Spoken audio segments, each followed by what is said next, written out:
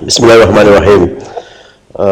Terima kasih Datuk Pengerusi dan rakan-rakan ahli Parlimen yang telah mengambil bahagian dalam perbahasan peringkat jawatan kuasa Kementerian Kesihatan Bandar Perumahan dan Kerajaan Tempatan. Saya mulakan dengan Jabatan Perumahan Negara. Yang Berhormat Pokok Sena menanyakan tentang bilangan rumah terbengkalai dan berapakah unit rumah yang terbengkalai dan berapakah unit-unit yang telah diselesaikan. Untuk makluman yang berhormat, dari tahun 2009 sehingga 30 Oktober 2015, sebanyak 226 projek perumahan melibatkan 60,865 unit rumah dan 40,744 bilangan unit pembeli telah diisytihar sebagai projek perumahan terbengkalai di Semenanjung Malaysia. Daripada jumlah tersebut, sebanyak 173 projek ataupun 77% melibatkan 47,100 unit rumah telah disiapkan dan diselesaikan, di mana seramai 31,449 pembeli rumah telah memperolehi manfaat daripada inisiatif tersebut. Selain itu, sebanyak 20% lagi 20 projek lagi ataupun 9% sedang berada dalam pelbagai peringkat pemulihan, dan bakinya sebanyak 33 projek ataupun 14% sedang dalam peringkat perancangan.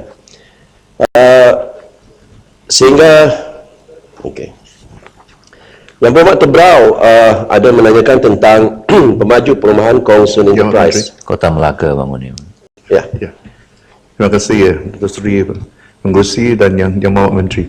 Yang Menteri, tentang projek terbengkalai, ada cadangan dari Prima mengatakan akan mengambil beberapa projek terbengkalai supaya dapat dipulih dan jadikan projek Prima. Adakah Kementerian Yang Berhormat ada bincang tentang perkara ini? Terima kasih. Ya. Terima kasih Datuk Pengerusi. Terima kasih Yang Berhormat Menteri atas maklumat. Cuma satu perkara yang belum dijawab. Berapa dana kerajaan yang telah diguna pakai untuk dan juga bagaimana akhirnya nanti, apakah pemaju itu akan diambil tindakan untuk bayar balik ke macam mana dan sebagainya? Untuk Kota Melaka, Prima bukan di bawah kementerian saya. Saya tidak mempunyai maklumat tentang rancangan Prima untuk mengambil alih rumah terbengkalai. Tapi saya percaya rakan saya daripada Jabatan Perdana Menteri mampu untuk menjawab soalan tersebut. Tentang jumlah yang telah dibelanjakan, saya tidak mendapat maklumat lagi. Mungkin pegawai saya masih lagi mencari. Kalau ada, nanti saya akan bagi tahu kepada Pokok Sena. Ya. Kepada Yang Berhormat Tebrau, pemaju berkenaan tentang pemaju Kongsun Enterprise Neighbourhood. Seperti mana saya telah umumkan beberapa kali, projek Taman Mount Austin ini telah diisytiharkan terbengkalai pada 16 Mac 2012. Blok 8 dan 9 pemaju telah siapkan blok-blok tersebut dan dalam proses untuk mendapatkan CF. Sebanyak 3 agensi, iaitu Jabatan Bomba, TNB dan JAS, Jabatan Landscape, Majlis Bandaraya Johor Bahru, telah mengeluarkan surat sokongan. Blok 4 dan 6, kerja-kerja pembinaan masih berjalan dan kerja-kerja dalam lingkungan 65% seperti kerja-kerja pendawaian dan plumbing. Blok 3, 5 dan 7 tidak akan dibina. Pembeli-pembeli di blok ini akan dipindahkan ke blok 8. Dan pihak Jabatan Perumahan Negara dan Setiausaha Kerajaan Negeri Johor sentiasa mengadakan mesyuarat bagi menyelesaikan pembinaan dan penyelesaian projek tersebut.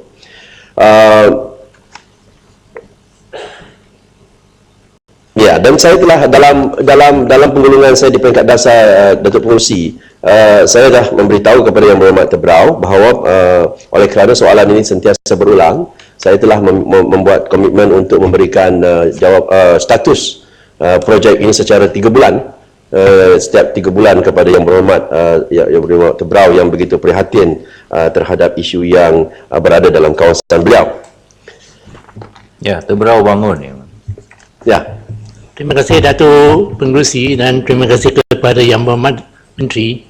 Sebenarnya tadi yang apa yang saya nak tegaskan ialah, saya rasa bahawa Menteri harus diberikan lebih banyak kuasa supaya walaupun kita selesaikan masalah Kongsan, mungkin lain kali kita ada masalah yang serupa. Kalau Menteri ada kuasa yang lebih besar, jadi ia boleh atasi masalah seperti ini. Sekian, terima kasih. Terima kasih atas vote of confidence ya, dengan izin Yang Berhormat. Sebenarnya memang Menteri Kesejahteraan Badan Perumahan dan Kerajaan Tempatan mempunyai kuasa dalam akta untuk mengisytiharkan rumah-rumah terbengkalai ini.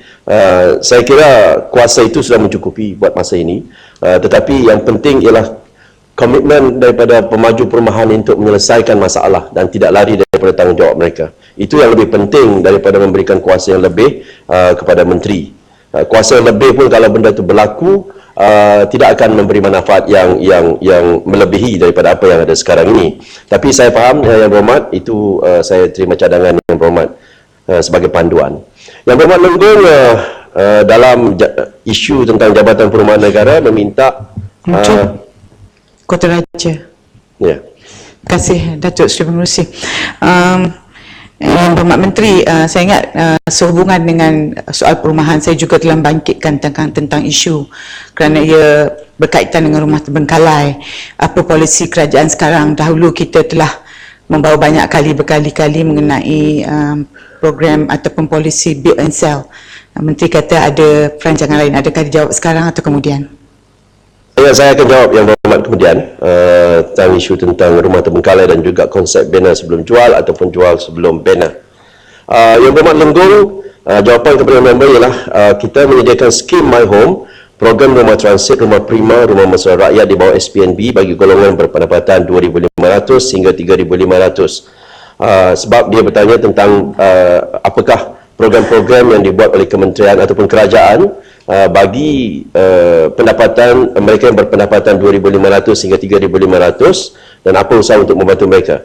Kita ada skim My Home Yang Berhormat, kita ada program rumah transit, rumah prima, rumah mesra rakyat di bawah SPNB bagi golongan berpendapatan 2,500 hingga 3,500. Kemudian kementerian juga sedang mengkaji untuk meningkatkan kelayakan di bawah skim skim SPP daripada 2,500 kepada 3,000 ringgit bagi mereka ingin membina rumah sendiri di atas tanah sendiri pada nilai pinjaman tidak melebihi 45,000. Dan untuk makluman, permohonan sehingga 30 September 2015 ialah sebanyak 947 permohonan telah diterima dan 316 itu diluluskan. Ini di bawah skim pinjaman perumahan ataupun SPP di bawah kementerian saya. Untuk makluman di Kedah contohnya, terdapat 423 permohonan dan 117 telah diluluskan, dan daripada 2013 hingga 2015 sebanyak 1,022 rumah telah siap dibina. Yang Berhormat Sandakan juga bertanyakan tentang isu yang di bawah Jabatan Perumahan Negara, iaitu harga rumah di Sabah naik 11 kali ganda dan apakah tindakan kerajaan. Untuk makluman Yang Berhormat, saya memang faham bahawa masalah kenaikan harga rumah di negara ini memang satu perkara yang begitu meruncing sekali. Bukan saja NGO dan juga pihak pemimpin politik yang merasakan ini satu bebanan, tetapi kerajaan juga yang berhormat. Tapi saya nak sebut beberapa statistik yang saya tengok amat memberansangkan. Walaupun ada kenaikan kenaikan harga rumah, tetapi statistik yang kita dapati, yang kita tengok melalui NAPIC, ya, ada penurunan dari segi kadar kenaikan. Dia masih naik tapi pada kadar yang lebih rendah. Saya nak bagi contoh, pada suku ketiga tahun 2012, kenaikan suku keempat 2012, kenaikan mencecah 12,2% setiap tahun. Kenaikan harga rumah. Ini indeksnya 12,2%. Tapi untuk suku kedua 2015, dia telah turun kepada 5,9% kenaikan. Bermakna hampir setengah daripada kenaikan itu dapat dikurangkan. Daripada 12,2% kepada 5,9% pada suku kedua tahun 2015. Bermakna Tuan Pengerusi, kita mempunyai banyak perancangan untuk mengawal harga rumah bukan saja di Sabah tapi di seluruh negara. Jadi ini adalah satu fenomena yang baik. Apa tindakan kita di negeri Sabah? Kita telah melaksanakan banyak perkara. Pertamanya, kita meningkatkan cukai keuntungan harta tanah. Bila mana mereka membeli rumah, keuntungan daripada rumah itu nanti akan kita cukai dengan kadar yang lebih tinggi. Kemudian kita minta supaya harga jualan minimum hartanah yang boleh dibeli oleh warga asing dinaikkan daripada RM500,000 kepada RM1 juta. Warga asing tidak boleh lagi membeli rumah di bawah RM1 juta. Kemudian kita minta supaya pemaju mempamerkan secara terperinci harga jualan termasuk insentif yang diberikan kepada pembeli. Kemudian kita melarang pemaju melaksanakan projek yang bercirikan developer interest bearing scheme yang tidak telus dan membebankan pembeli. Kemudian kita mewajibkan pemaju melaporkan pembelian daripada oleh individu atau syarikat yang melebihi 4 hartanah sekaligus. Maknanya kalau dia beli 4 rumah sekaligus, dia kena laporkan kepada kementerian. Kemudian kita meningkatkan penawaran. Ini yang paling penting, Datuk Pengerusi. Sebelum ini saya telah memberitahu kepada Dewan ini bahawa selama ini kita selalu sangat memikirkan tentang isu demand ataupun permintaan. Tetapi sejak 2012 sampailah sekarang, kita juga telah memfokuskan kepada penawaran. Demand and supply dengan izin. So dulu demand saja, permintaan yang kita uruskan, tapi sekarang kita juga mahu mengurus apa yang dipanggil penawaran ataupun yang dipanggil supply. Sebab itu sejak kebelakangan ini kita ada banyak program yang kita buat melalui usaha kerajaan persekutuan seperti skim My Home, Prima, SPNB, projek perumahan rakyat dan bermacam-macam lagi yang di bawah KKLW lagi, di bawah RISDA, di bawah Felda dan sebagainya. Ini adalah cara kita untuk memberikan atau menawarkan lebih banyak rumah dalam pasaran, dan kita berharap dengan wujudnya bekalan yang lebih banyak ini, maka harga rumah tidaklah naik secara mendadak seperti sebelum ini. Dan ternyata kita telah tunjukkan dalam statistik tadi, daripada 12.2% kenaikan setiap tahun, kita telah perlahankan kenaikan harga rumah itu kepada hanya 5.9% pada suku kedua tahun 2015. Kita juga kena ingat, Tuan Pengerusi, bahawa kita tidak mahu ada deflation. Kita tidak mahu harga rumah menurun sampai negatif, bermakna harga murah rumah sekarang lebih murah daripada tahun lepas. Walaupun itu yang dikehendaki oleh pembeli, sudah tentu, tetapi banyak risiko dan juga banyak kesan yang boleh memudaratkan ekonomi kalau ada deflation ataupun nilai hartanah menurun daripada tahun sebelumnya. Selain itu, kita juga telah mengeluarkan garis panduan, iaitu loan to value, LTV dengan izin. Hanya 70% pinjaman bagi mereka yang membeli lebih daripada 2 rumah. Dia tak boleh lagi 10% down payment, kena 30%. Kemudian kita bagi lagi bantuan pembelian rumah melalui skim Rumah Pertamaku dan juga skim pinjaman perumahan. Jadi ini yang kita buat untuk negeri Sabah dan untuk seluruh Malaysia, termasuk juga di negeri Sabah. Kemudian dia ditanya, Yang Berhormat Sandakan bertanyakan tentang PPR yang dibina di Sabah ataupun projek perumahan rakyat. Untuk makluman Yang Berhormat Sandakan, Sabah menerima bantuan ataupun pembinaan PPR antara yang tertinggi di Malaysia. Yang tertinggi. Untuk makluman, projek yang telah siap ialah 15,456 unit. Dalam pelaksanaan sekarang ini ialah 6,423, dan dalam perancangan untuk tahun 2016 sekurang-kurangnya 2,562 unit lagi, menjadikan totalnya lebih kurang 24,261. Ini adalah komitmen kita kepada komitmen kerajaan persekutuan daripada Barisan Nasional untuk negeri Sabah yang tercinta. MP Sandakan, Yang Berhormat Sandakan juga telah bertanyakan tentang PPR tadi, dan saya nak sebut untuk kawasan Yang Berhormat di Sandakan, kita telah siapkan 4,580 unit dan dalam pelaksanaan sekarang ini 900 unit. Jadi ini yang saya ingin beritahu kepada Yang Berhormat. Yang Berhormat Parit Bunta Tuan Pengerusi, bagaimana itu PPR punya itu? Saya ada tanya soalan, bolehkah ini PPR membeli satu syarat untuk sewa beli? Ini syarat bolehkah? Boleh. Kita memang mempunyai satu program yang dipanggil Rent to Own dengan Izzet, sedang dalam pelaksanaan. Tetapi ini adalah satu hybrid di antara beli dan juga konsep beli dan juga konsep menyewa. Memang R2O atau Rent to Own itu akan kita guna pakai dalam projek-projek PPR yang akan datang ini, insyaAllah. Atau juga kepada unit-unit PPR yang telah kita kenal pasti untuk dijual tapi tak dapat dijual kerana mungkin pembeli tidak mendapat pinjaman bank, maka kita boleh tukarkan statusnya kepada unit RTO. Ya, Datuk Menteri, masalahnya kalau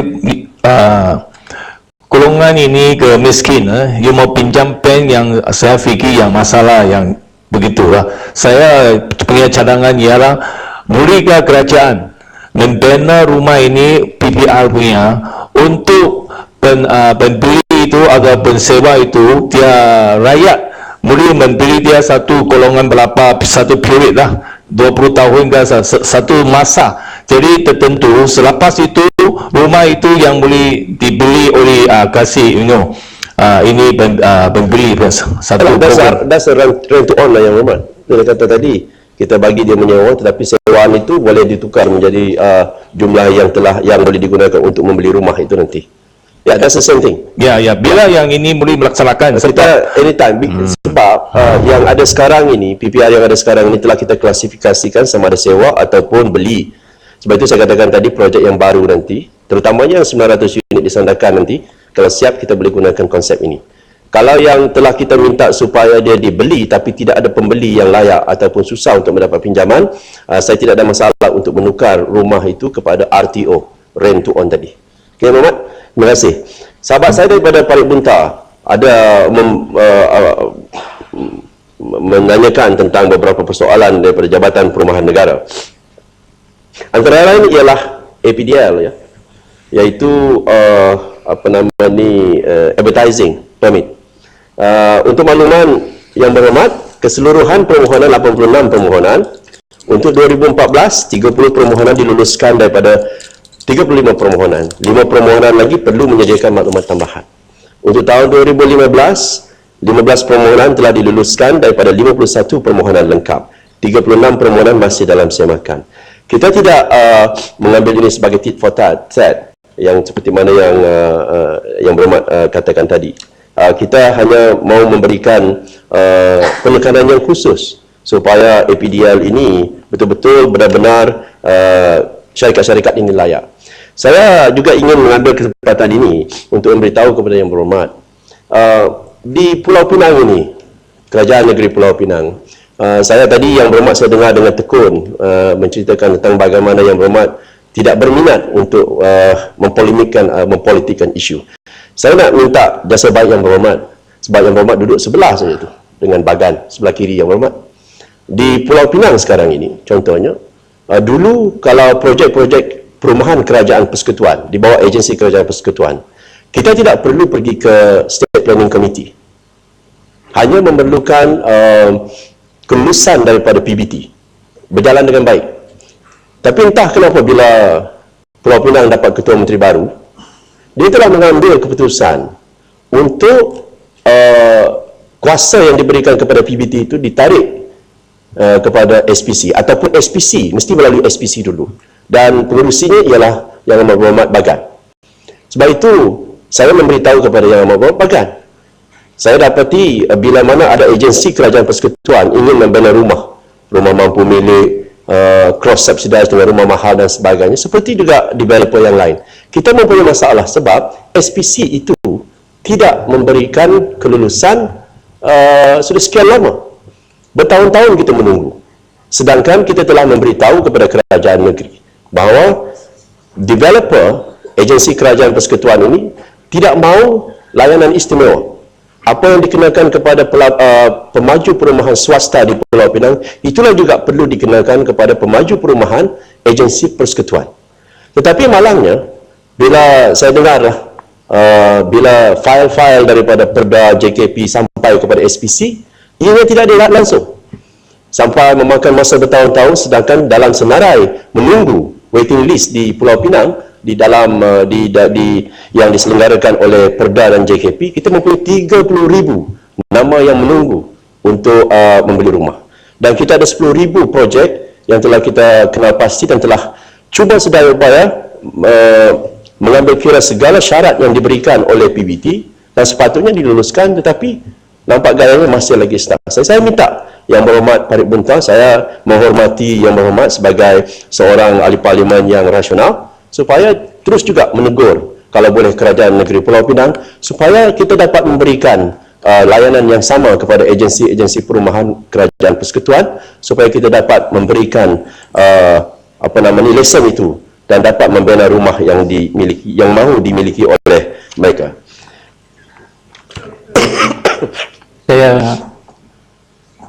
Saya respon sikit. Sebab isu ini saya yang bawa. Saya tertarik dengan permit APDL itu. Dia sebut di sini maklumat yang saya ada lah, daripada Ogos 2014 terdapat 81 permohonan. Ini maklumat daripada Exco Perumahan dari Negeri Pulau Pinang, termasuk kedua-dua projek ke Negeri Pulau Pinang dan swasta, yang mana 47 masih belum diluluskan. Saya ingin tahu tadi Menteri ada menyebut alasannya ialah ada yang tidak mencukupi kriteria dan sebagainya. Boleh kita tahu apa dia kriteria itu? Dan yang kedua tentang projek Perda JKP itu, sebenarnya isunya ialah kerajaan negeri ada dasarnya tertentu. Itu bukan masalah yang kita harus timbulkan, tapi yang dijadikan sebagai alasan bagi kerajaan negeri ialah kerana kos rumah itu yang bukan mampu milik, tetapi dia mampu tengok saja, sebab harga dia itu terlalu tinggi, 1 juta hingga kepada 2 juta. Itu sebabnya saya dipahamkan begitu.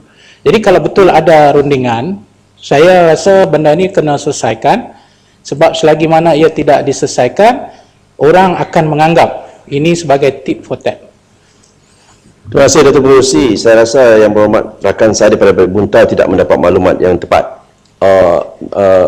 Daripada 10,000 itu, lebih kurang 6,000 adalah dalam lingkungan yang dikatakan affordable housing. Bukan affordable housing, yang dikehendaki oleh pasaran.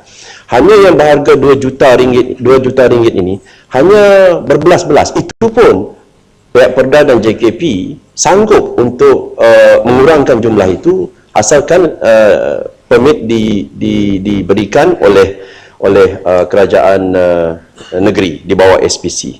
Jadi pada pandangan saya, eloklah. Saya untuk makluman Yang Berhormat, saya telah berjumpa dengan REDA, iaitu Persatuan Pemaju Perumahan Pulau Pinang, dengan Datuk Jerry, dan insya-Allah kita akan dapat satu suasana yang lebih kondusif untuk kita berhubung dengan mereka. Jadi tak benarlah kalau hanya 2 juta ringgit yang dimaklumkan kepada Yang Berhormat itu. Yang Berhormat Petaling Jaya Selatan bertanyakan tentang status PPR Lembah Subang 2. Tidak betul bahawa PPR Lembah Subang 2 ini belum mendapat CF. Sebenarnya CF itu telah diterima pada 22 Ogos 2011. Dan untuk makluman, jumlah unit keseluruhan ialah 1,580, yang telah menerima kunci 423, dalam proses pembayaran 487, dan masih menerima permohonan untuk 670 unit. Untuk makluman Datuk Pengerusi, yang 670 unit ini kita mempunyai masalah teknikal, dan saya mintalah rakan-rakan daripada Selangor di sini supaya membantu saya. Bila kita menerima senarai nama yang permohonan untuk 670 unit ini daripada pihak berkuasa negeri, kita menghantar surat tawaran kepada mereka. Surat tawaran kepada mereka, tetapi malangnya surat-surat itu dikembalikan kepada kementerian kerana alamat tidak lengkap. Jadi mereka tidak dapat respon kepada tawaran kita, sedangkan nama-nama ini adalah yang diberikan oleh pihak berkuasa negeri. Dan bila ini berlaku, ia melibatkan banyak masalah. Dan apa yang kita buat di bawah kementerian saya ialah, saya telah meminta supaya Jabatan Perumahan Negara supaya mengiklankan nama-nama ini, bahawa mereka telah diberikan tawaran ini. Sampai sekarang masih tidak dapat respon daripada mereka yang telah diberikan penawaran ini, dan nama mereka telah di-shortlisted oleh kerajaan negeri, pihak berkuasa negeri. Jadi bantu saya. Ini bukan kita tidak mahu mengisi, tetapi bila ianya telah ditawarkan, Kita mau memberi peluang kepada mereka. Tapi saya telah minta kepada Jabatan Perumahan Negara, kita kena ada cut off point. Kalau mereka tidak juga mampu atau tidak datang ke depan untuk mengambil peluang dari segi penawaran ini, kita akan batalkan nama-nama ini dan move on dan bagi kepada mereka yang mungkin memerlukan. Betul saja. Terima kasih. Terima kasih Datuk Seri Pengerusi. Mengenai tawaran pembelian rumah ini, surat yang dihantar terus kepada yang ditawarkan tu kembali, tidakkah ada satu salinan kepada LPHS atau pihak negeri, mungkin mereka boleh menghubungi pihak-pihak ini bagi pihak persekutuan? Saya kurang pasti kalau ada salinan, tapi mereka maklum masalah yang dihadapi oleh jabatan saya kerana mereka berbincang.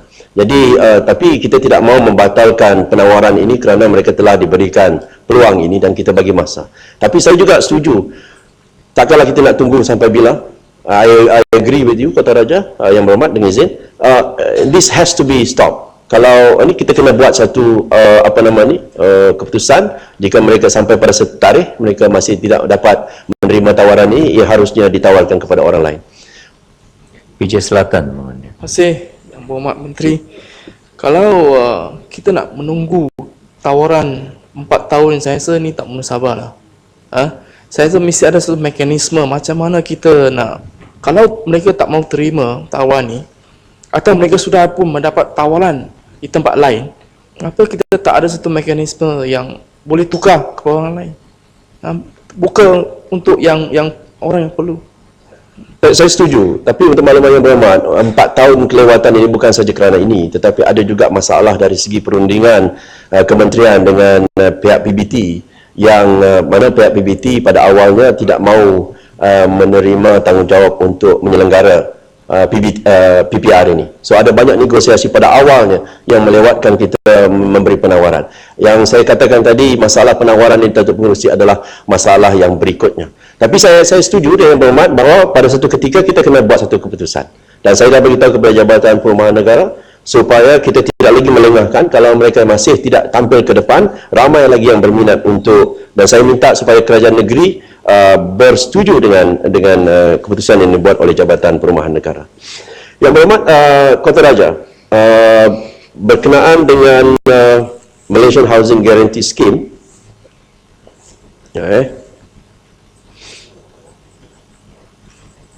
oh ini yang berkenaan dengan Korean Housing Scheme.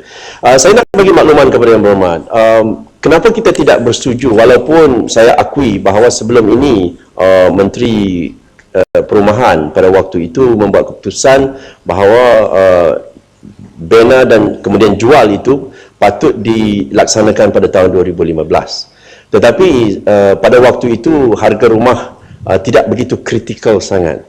Jadi bila saya menjadi menteri, saya mengakui bahawa saya yang bertanggungjawab untuk menunda. Saya tidak kata batal, tapi menunda tarikh itu kerana for one simple reason. Prioriti keutamaan Kementerian Datuk Pengerusi pada waktu ini ialah untuk mengawal ataupun memastikan harga rumah tidak naik begitu mendadak. Dan salah satu sebabnya ialah kerana penawaran yang saya katakan tadi begitu berkurangan. Bila kita lihat dan buat kajian, bila kita wajibkan bina sebelum jual, tadi ada Yang Berhormat daripada Pokok Sena yang bertanyakan, sebenarnya bukan semua pemaju perumahan mampu untuk membuat rumah dahulu sebelum menjual. Sekarang ini mereka mampu kerana mereka mendapat progress payment daripada pembeli. Bermakna dia jual dahulu sebelum beli. Dengan cara itu, ramai atau banyak syarikat yang mampu untuk membina rumah. Bila kita wajibkan bina dahulu sebelum jual, hanya syarikat-syarikat yang mempunyai kewangan yang kuat, yang mampu untuk membina rumah sampai siap dahulu tanpa pertolongan ataupun duit daripada pembeli, hanya syarikat yang besar saja yang boleh buat. Dan dengan cara itu kita khawatir bila syarikat-syarikat kecil, saiz sederhana dan kecil ini tidak lagi mau membuat rumah kerana mereka terpaksa bina dulu sebelum dapat dijual, maka apa yang akan berlaku ialah penawaran rumah dalam pasaran akan berkurangan. Dan bila penawaran ini berkurangan, maka kita beranggapan, kita khawatir harga akan naik. Sebab itu prioriti kita pada waktu ini ialah untuk memastikan lebih banyak rumah berada dalam pasaran. Dan dengan cara itu kita boleh mengurangkan tekanan kepada harga pasaran rumah itu. Dan saya tidak mengatakan kita tidak akan mempertimbangkan soal tentang bina kemudian jual ini. Mungkin pada masa akan datang bila harga rumah dapat dikawal dengan lebih sistematik. Kita telah buat pun, Yang Berhormat, bukan kita tidak pernah buat. Kita bagi juga peluang kepada kontraktor ataupun pemaju perumahan untuk melaksanakan konsep bina sebelum jual, tetapi respon daripada pemaju perumahan tidak begitu menggalakkan. Menteri. Ya. Terima kasih, Datuk Seri Pengerusi. Terima kasih, Yang Berhormat Menteri. Saya ingin bertanya kepada Menteri kerana soalan yang selalu diajukan oleh rakyat ialah negara-negara lain yang Menteri biasa, Yang Berhormat lawati, ya. Saya ingat kita tidak banyak mendengar masalah rumah terbengkalai di tempat-tempat lain, negara-negara lain. Wallahualam, mungkin pembacaan saya tidak begitu ni seperti di Singapura dan sebagainya. Jadi kenapa perkara ni, build and sell ni, bina dan jual ni tidak dapat dilaksanakan oleh pemaju negara kita, sedangkan di negara-negara lain itulah konsepnya. Itu yang menjadi persoalan besar kepada rakyat. Dan kalau kita tengok di Singapura, dia ada dia punya housing board dia dan sebagainya, dan rumah-rumah ini sebenarnya dibina oleh kerajaan sendiri dan kemudian dijual kepada rakyat. Saya faham kebimbangan Yang Berhormat dan juga tujuan Yang Berhormat, tapi seperti mana yang saya katakan tadi, kita kena ikut prioriti dulu. Dalam keadaan sekarang ini harga rumah meningkat terlalu tinggi, saya tidak mahu menjadi penyebab kepada harga itu naik lagi. I cannot take that risk. Dengan izin Datuk Pengerusi. So itu sebabnya saya katakan lebih baik kita lewatkan dulu, kita tunda dulu sebelum kita wajibkan nanti akhirnya nanti bila kekhawatiran kita tadi penawaran rumah berkurangan, surely harga akan naik. So I cannot take the chances at the moment, sebab sekarang ini prioriti kita ialah untuk menurunkan ataupun memperlahankan kenaikan harga rumah. Untuk makluman Yang Berhormat, soal tentang rumah terbengkalai ini, saya nak bagi tahu sedikit tentang rumah terbengkalai ini. Sebenarnya statistik menunjukkan bahawa rumah terbengkalai di Malaysia ini adalah terkawal. Tetapi masalahnya ialah bila kita bercakap tentang rumah terbengkalai dalam Dewan Yang Mulia ini, kita biasalah rumah terbengkalai ini adalah satu isu yang besar. Besar dari segi emosinya. Bila dia dikeluarkan terpampang 200 keluarga terpaksa terkesan akibat rumah terbengkalai. 200 orang keluarga yang begitu marah dalam surat khabar, dalam media dan sebagainya, itu mengundang satu reaksi emosi daripada kita. Dan saya tidak ingin memperkecilkan keperitan yang dialami oleh mereka. Tetapi secara statistiknya, jumlah rumah terbengkalai jauh lebih rendah daripada rumah yang lancar dibina di negara ini. Jadi daripada segi statistik is very very low, less than, I think kalau saya tengok di sini bilangan projek yang dilancar 3,772, hanya 226 itu pun yang lewat dan sakit mana dia termasuk dalam situ. It is under control. Cuma dari segi emosinya. Terima kasih. Terima kasih Bapak Menteri atas penjelasan, dan saya sangat bersetuju tentang banyaknya berlaku silap faham tentang seolah-olah kalau sistem bina dan jual itu lebih menjimatkan.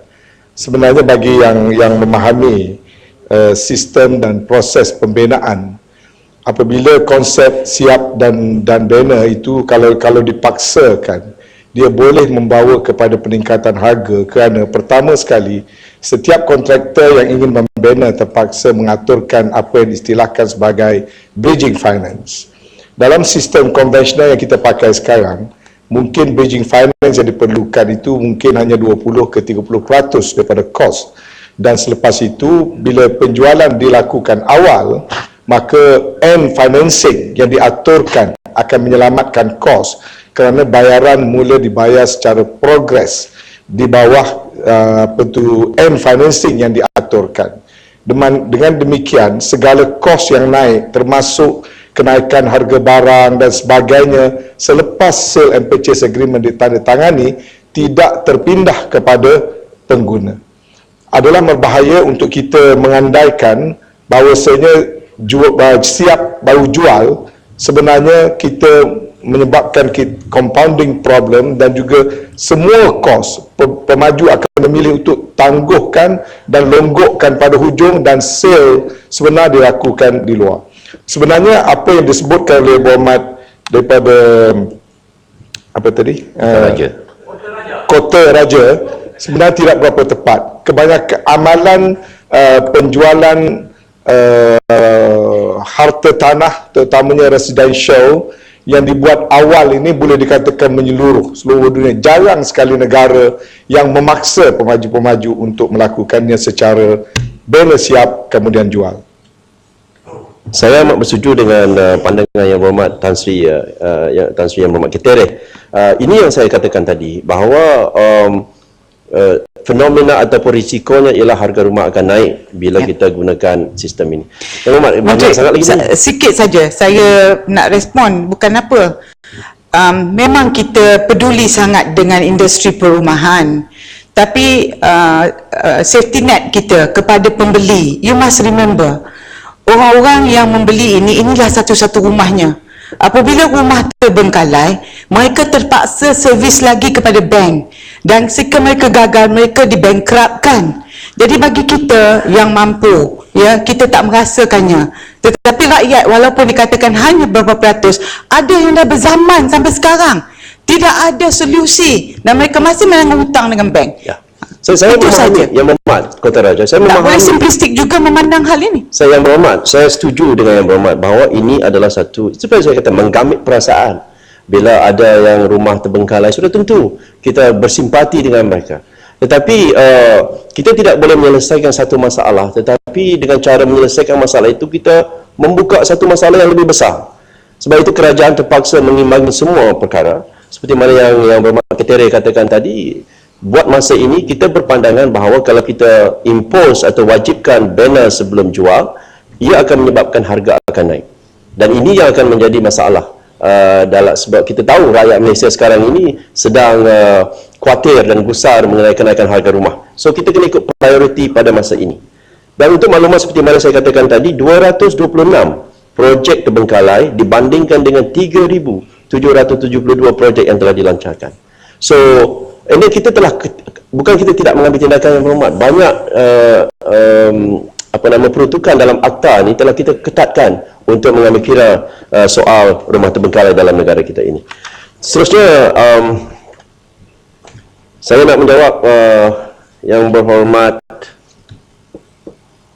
ini berkenaan dengan JPP. Sekali lagi, sahabat saya daripada Parit Bunta mengatakan tentang jawatan kuasa perwakilan penduduk bertentangan dengan perlembagaan. Kemudian ini kononnya adalah campur tangan kerajaan persekutuan. Kemudian kerana struktur ahli majlis di PBT telah sedia ada, dan tak perlu ada konflik antara JPP dan juga ahli majlis.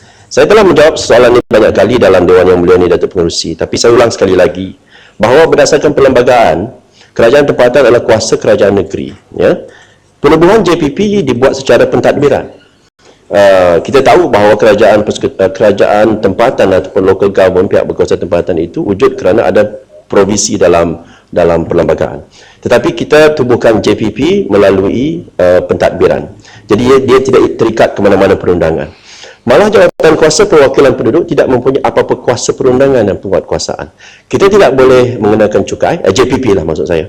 JPP tidak boleh mengenakan cukai, tidak boleh compound, tidak boleh menyita harta, tidak boleh mengeluarkan membuat undang-undang kecil. Semua itu masih lagi dalam bidang kuasa pihak berkuasa tempatan. So tanggungjawab PBT masih berterusan. Tetapi seperti mana yang saya jawab dahulu, kita mempunyai masalah bila isu perbandaran ini semakin kompleks dan dia melibatkan banyak agensi kerajaan persekutuan. Banyak perumahan, kesihatan, pendidikan, polis dan bomba dan sebagainya. Banyak perkhidmatan yang kita beri kepada penduduk di kawasan bandar sebenarnya hampir 70%, 80% adalah daripada agensi kerajaan persekutuan. Dan bila kita melihat bahawa banyak isu yang dibangkitkan di peringkat bawah, maka kita tubuhkan jawatan kuasa perwakilan penduduk dengan hasrat untuk mendekatkan diri kerajaan persekutuan ini kepada penduduk di bandar. Saya rasa itu tidak patut dijadikan satu polemik yang berterusan. Kita anggap ianya menjadi satu komplimen ataupun komplimen kepada pihak berkuasa tempatan. Kuasa-kuasa PBT masih tetap berjalan dari segi perundangan, dari segi kuasa dan sebagainya. Kita seperti juga rukun tetangga, persatuan penduduk, perumahan, taman perumahan dan sebagainya. Ini semua adalah kelompok-kelompok sel-sel yang cuba untuk membantu menyelesaikan isu. Sebab itu saya ingin minta Yang Berhormat supaya berlapang dada dan menerima JPP ini sebagai satu cara untuk kita menyelesaikan masalah-masalah yang ada kaitan dengan masalah perbandaran yang kompleks. Masalahnya besar, Yang Berhormat Datuk Pengerusi. Kita tidak lagi hanya menceritakan tentang perumahan. Sekarang ini isu perbandaran melangkaui isu-isu tersebut. Kita sekarang ini orang bandar mau menceritakan tentang bagaimana mendapat akses kepada kualiti pendidikan yang berkualiti. Dulu tak ada orang bercakap pasal itu. Dulu mungkin kita bercerita pasal bandar ni tentang parit tersumbat, jalan raya yang berlubang jalan raya yang berlubang ataupun traffic light yang mati dan sebagainya yang tidak berfungsi. Tapi sekarang ini isu yang dibawa oleh penduduk bandar ni begitu kompleks sekali tentang sustainability of a city, resiliency of a city dengan izin. Ada yang sampai fikirkan kalau ada bencana alam di bandar saya ini, apakah pegawai-pegawai saya, pegawai perbandaran ini mampu untuk menyelamatkan kami ataupun making sure that we survive this bencana. Jadi isunya lebih besar dan kita mahu mendekatkan kerajaan persekutuan dengan cara ini. Dan kita juga ada majlis perwakilan penduduk yang Berhormat Parit Buntar katakan tadi, di mana kita akan menjemput semua ketua-ketua jabatan jabatan kerajaan persekutuan supaya duduk bersama-sama dengan pengurusi jawatan kuasa perwakilan. For the first time, buat pertama kalinya, wakil-wakil penduduk ini akan dapat bersemuka dengan semua ketua-ketua jabatan persekutuan dalam satu suasana mesyuarat yang sistematik, mempunyai minit, ada tindak balas, maklum balas dan sebagainya, dan diurus setiakan oleh unit kesejahteraan bandar yang kita tubuhkan di setiap PBT. Ya, Pak. Terima kasih Datuk Pengerusi. Saya nak tanya kepada Menteri kerana Menteri memberikan satu penjelasan yang agak panjang lebar mengenai komposisi perwakilan penduduk tadi itu. Dan adakah mereka dilantik kerana kompleks masalah pembandaran dan sebagainya, adakah mereka dilantik daripada pakar-pakar daripada bidang-bidang tertentu? Dan setahu saya kemungkinan besar mereka ni adalah lantikan politik yang dibuat oleh kerajaan persekutuan untuk memantau kerja-kerja kita terutama di negeri pembangkang. Jadi saya minta Menteri menjelaskannya. Terima kasih. Majlis, sekejap saya jawab dulu. Tidak betul, mereka tidak semestinya adalah pakar. Mereka adalah pemimpin-pemimpin tempatan yang boleh membawa isu yang diangkat kepada mereka kepada pihak kementerian. Kita ada satu sistem, buat pertama kali sekali lagi, kita mempunyai sistem di mana kementerian saya dapat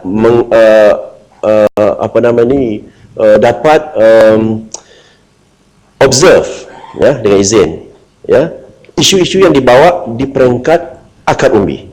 Contohnya dulu, kalau mereka nak membuat satu aduan, mereka akan menulis surat kepada jabatan. Mungkin dapat dibalas, tidak dibalas. Tapi sekarang ini mereka mempunyai peluang untuk berdepan dengan pengarah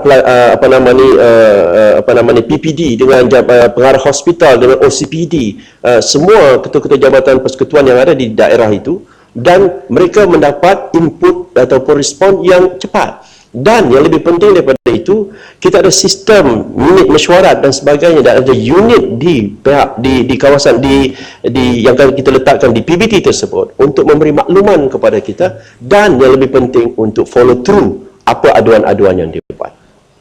Jadi bukannya lantikan politik, ianya adalah lantikan yang dibuat berdasarkan kemampuan mereka untuk berinteraksi dengan penduduk tempat. Apa bezanya yang ada sekarang, Menteri Datuk Pengerusi? Kerana apa yang kita laksanakan sekarang ialah bila kita ada satu majlis dialog, majlis maklum balas kepada penduduk, kita memanggil semua perwakilan daripada polis, daripada bomba, daripada kerajaan persekutuan. So, jadi apakah nak berlapik dan bertindih kerja-kerja ni? Saya mempunyai pengalaman yang berhormat bila ada di kawasan-kawasan tertentu kita tidak diberikan pengiktirafan langsung.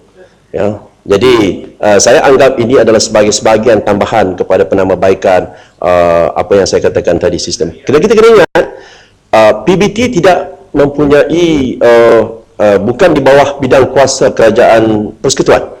Ianya di bawah bidang kuasa kerajaan negeri. Dan saya tak katakan kerajaan pembangkang ya.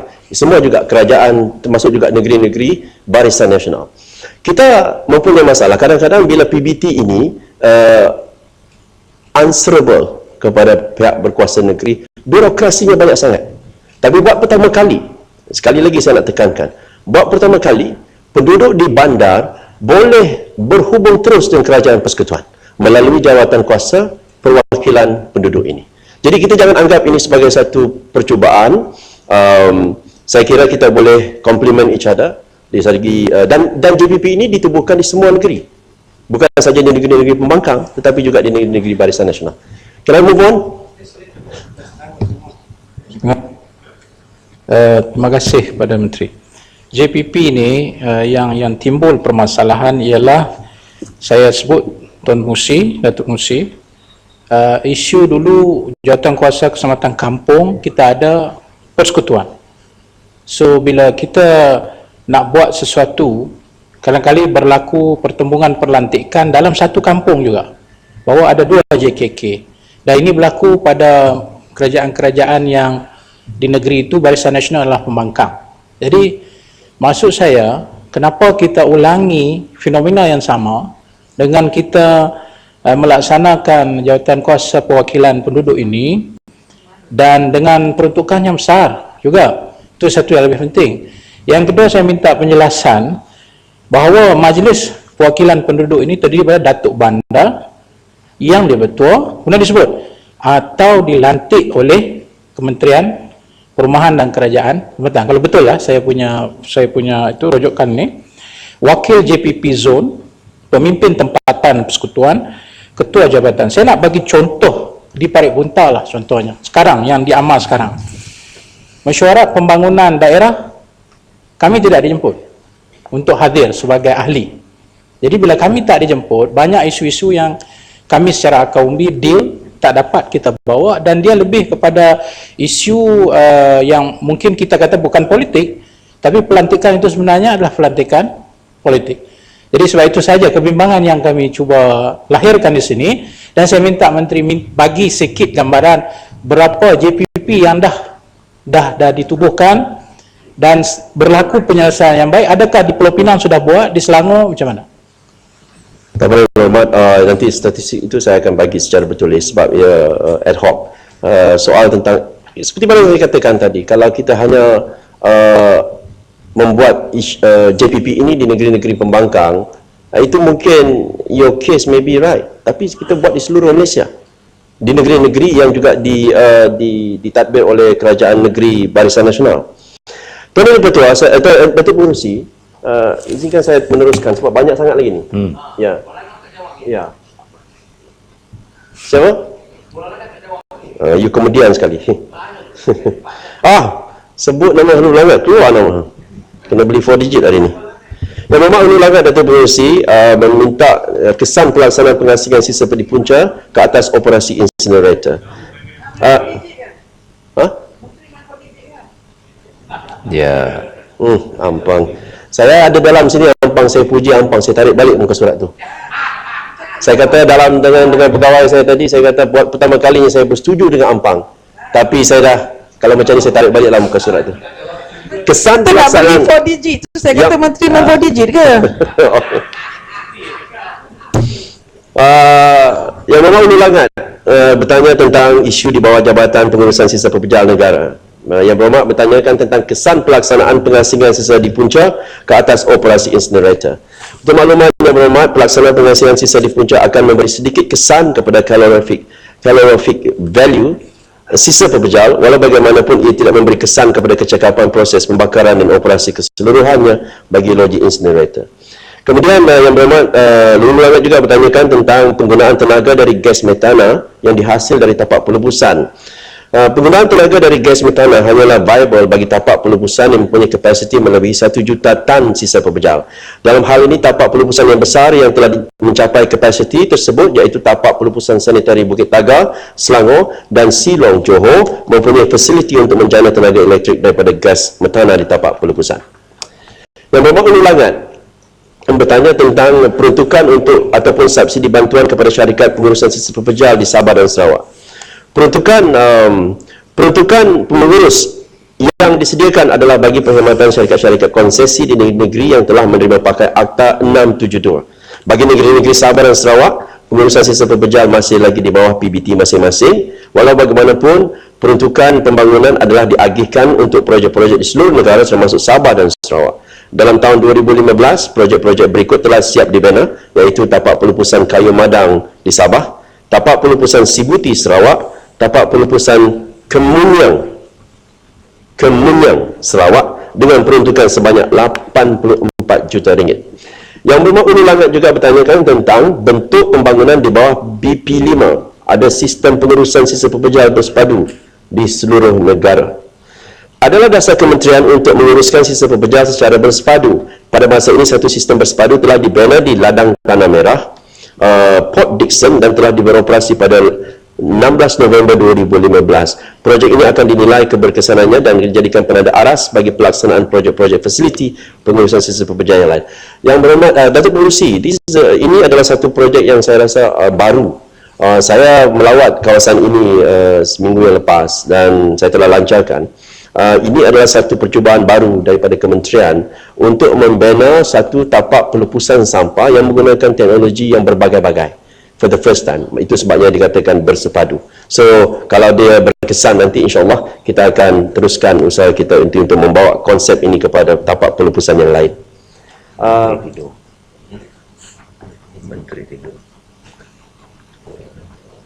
Yang berhormat Ulu Langat. Dia lagi. Okay, sorry. Jabatan di bawah Jabatan SW Corp, Solid Waste Corporation. Adakah program pembangunan 3R termasuk dalam 83 juta yang diperuntukkan oleh SW Corp? Itu soalannya. Dan untuk makluman yang berhormat, peruntukan 80 juta adalah untuk emolumen dan bekalan dan perkhidmatan. Walau bagaimanapun sebanyak 500,000 telah diperuntukkan untuk melaksanakan program 3R, iaitu Reduce, Reuse dan Recycle melalui pelbagai program yang melibatkan kumpulan sasaran berikut, iaitu pelajar sekolah rendah dan menengah, pelajar prasekolah, pelajar universiti awam dan swasta, community dan juga agensi kerajaan dan swasta. Selain itu, kementerian melalui SW Corp juga akan meningkatkan program engagement bersama masyarakat untuk melaksanakan program pengasihan sisa di punca yang telah mula dilaksanakan pada 1 September 2015. Kita beralih kepada Jabatan Kerajaan Tempatan, Parit Sulong, yang berhormat Parit Sulong. Ya. Yang berhormat meminta permohonan pembinaan tandas awam di Taman Seri Sulong. InsyaAllah kita akan saya telah berbincang dengan Timbalan Menteri. Timbalan Menteri kata ini penting, maka dia kata 2016 insyaAllah akan dilaksanakan tandas awam di Taman Seri Sulong. Kemudian permohonan menaik taraf Dewan di Taman Seri Sulong ini akan dipertimbangkan. Parit Sulong tak payah bangun lah, ada okey. Okey itu. Bukan. Sebab permohonan ni dah hantar pada Yang Berhormat Menteri sendiri tahun 2014. Jadi ni 2 tahun untuk nak bina. Jadi terima kasih banyak-banyaklah Yang Berhormat Menteri. Sebenarnya Yang Berhormat Parit Sulong, yang kecil seperti tandas ni kita lewatkan sedikit, tapi saya dapat maklumat benda yang besar. MP saja buat tu tanah awam. Tapi saya dimaklumkan banyak lagi projek-projek KPKT yang besar-besar yang dibuat di kawasan Yang Berhormat, insyaAllah yang telah pun siap dibina. Jadi yang tandas awam ini kerana dia kecil, maka kita buat pada tahun 2016. Juga minta permohonan pembinaan kompleks perniagaan berkonsepkan Uptown. Itu akan dikaji dan melihat kesesuaian untuk dipertimbangkan. Untuk makluman Yang Berhormat, bagi tujuan peluang perniagaan pada tahun 2014, ini untuk makluman Yang Berhormat Parit Sulong, sebuah pasar awam telah dibina di Taman Murni Batu Pahat. Itu di bawah Yang Berhormat kawasan Parlimen Yang Berhormat. Bukan, minta maaf, itu kawasan Parlimen Batu Pahat. Okey. Pada tahun 2015 pula satu lagi pasar awam. Dia pasar awam dibina di kawasan Yang Berhormat ataupun juga Batu Pahat. Itu Yang Berhormat. Okey, yang itu kita telah luluskan. So. Tak, bukan apa yang berhormat. Sebenarnya bila saya berbincang dengan Yang Berhormat Menteri, pasir parit sulur ni selalu timbul daripada mulut Yang Berhormat Menteri. Saya pun tak tahu apa hubungan. Ya. Menteri jawab ikut tajuk ke ikut tajuk, ikut jabatan. Ha? Saya cuba. Saya ikut cuba jabatan dan kalau ada yang lain nanti saya akan masuk. Pak, saya punya Jabatan Perumahan tak jawab ni.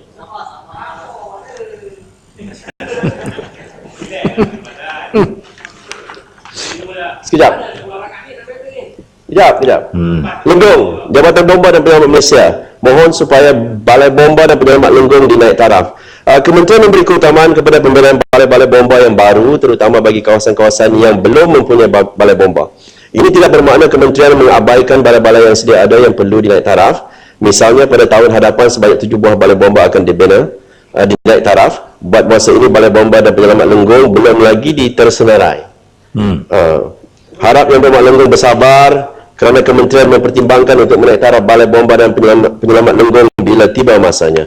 Tapi saya ada melengkan kepada Ketua Pengarah Jabatan Bomba dan Penyelamat Malaysia supaya mengekalkan ciri-ciri Balai Bomba yang sedia ada yang begitu nostalgik dan mempunyai sejarah yang begitu tinggi, supaya kalau ada nanti dinaik taraf ataupun bina baru, stesen Balai Bomba yang lama yang sedang ada sekarang ini yang telah berumur berpuluh-puluh tahun itu supaya dikekalkan, insyaAllah. Kemudian Yang Berhormat Lenggong mencadangkan supaya kementerian membaiki perkhidmatan bomba bagi kawasan di seberang sungai yang mengambil masa lama bagi bomba sampai sekiranya berlaku kebakaran. Kementerian sentiasa menggalakkan penubuhan pasukan bomba sukarela bagi kawasan-kawasan yang jauh dari balai bomba dan kementerian akan membantu dari segi peralatan dan latihan asas bagi pasukan ini. Sehingga kini sudah ada sebanyak 340 pasukan bomba sukarela di seluruh negara dengan keahlian seramai 13,000 orang. Kerjasama daripada ahli yang berhormat amat dialu-alukan bagi membantu pasukan-pasukan bomba sukarela khususnya dalam aspek kebajikan dan kepimpinan. Yang Berhormat Sibuti mengucapkan terima kasih kepada kementerian kerana meneruskan pembinaan Balai Bomba dan Penyelamat Batuniah. Tapi memohon supaya pegawai bomba yang terlatih dihantar dan peralatan-peralatan yang dihantar itu bukannya second hand. Pada masa ini Balai Bomba Batuniah sedang dalam pembinaan dan dijangka siap pada penghujung tahun 2016. Kementerian akan memastikan balai bomba ini akan beroperasi dengan baik sebagaimana balai-balai bomba dan penyelamat di seluruh negara dengan mempunyai keanggotaan yang terlatih dan peralatan yang mencukupi. Yang Berhormat Ulu Rajang bertanyakan tentang balai bomba dan penyelamat di Belaga, bilakah akan dibina? Mana Yang Berhormat? Terima kasih. Bila ada?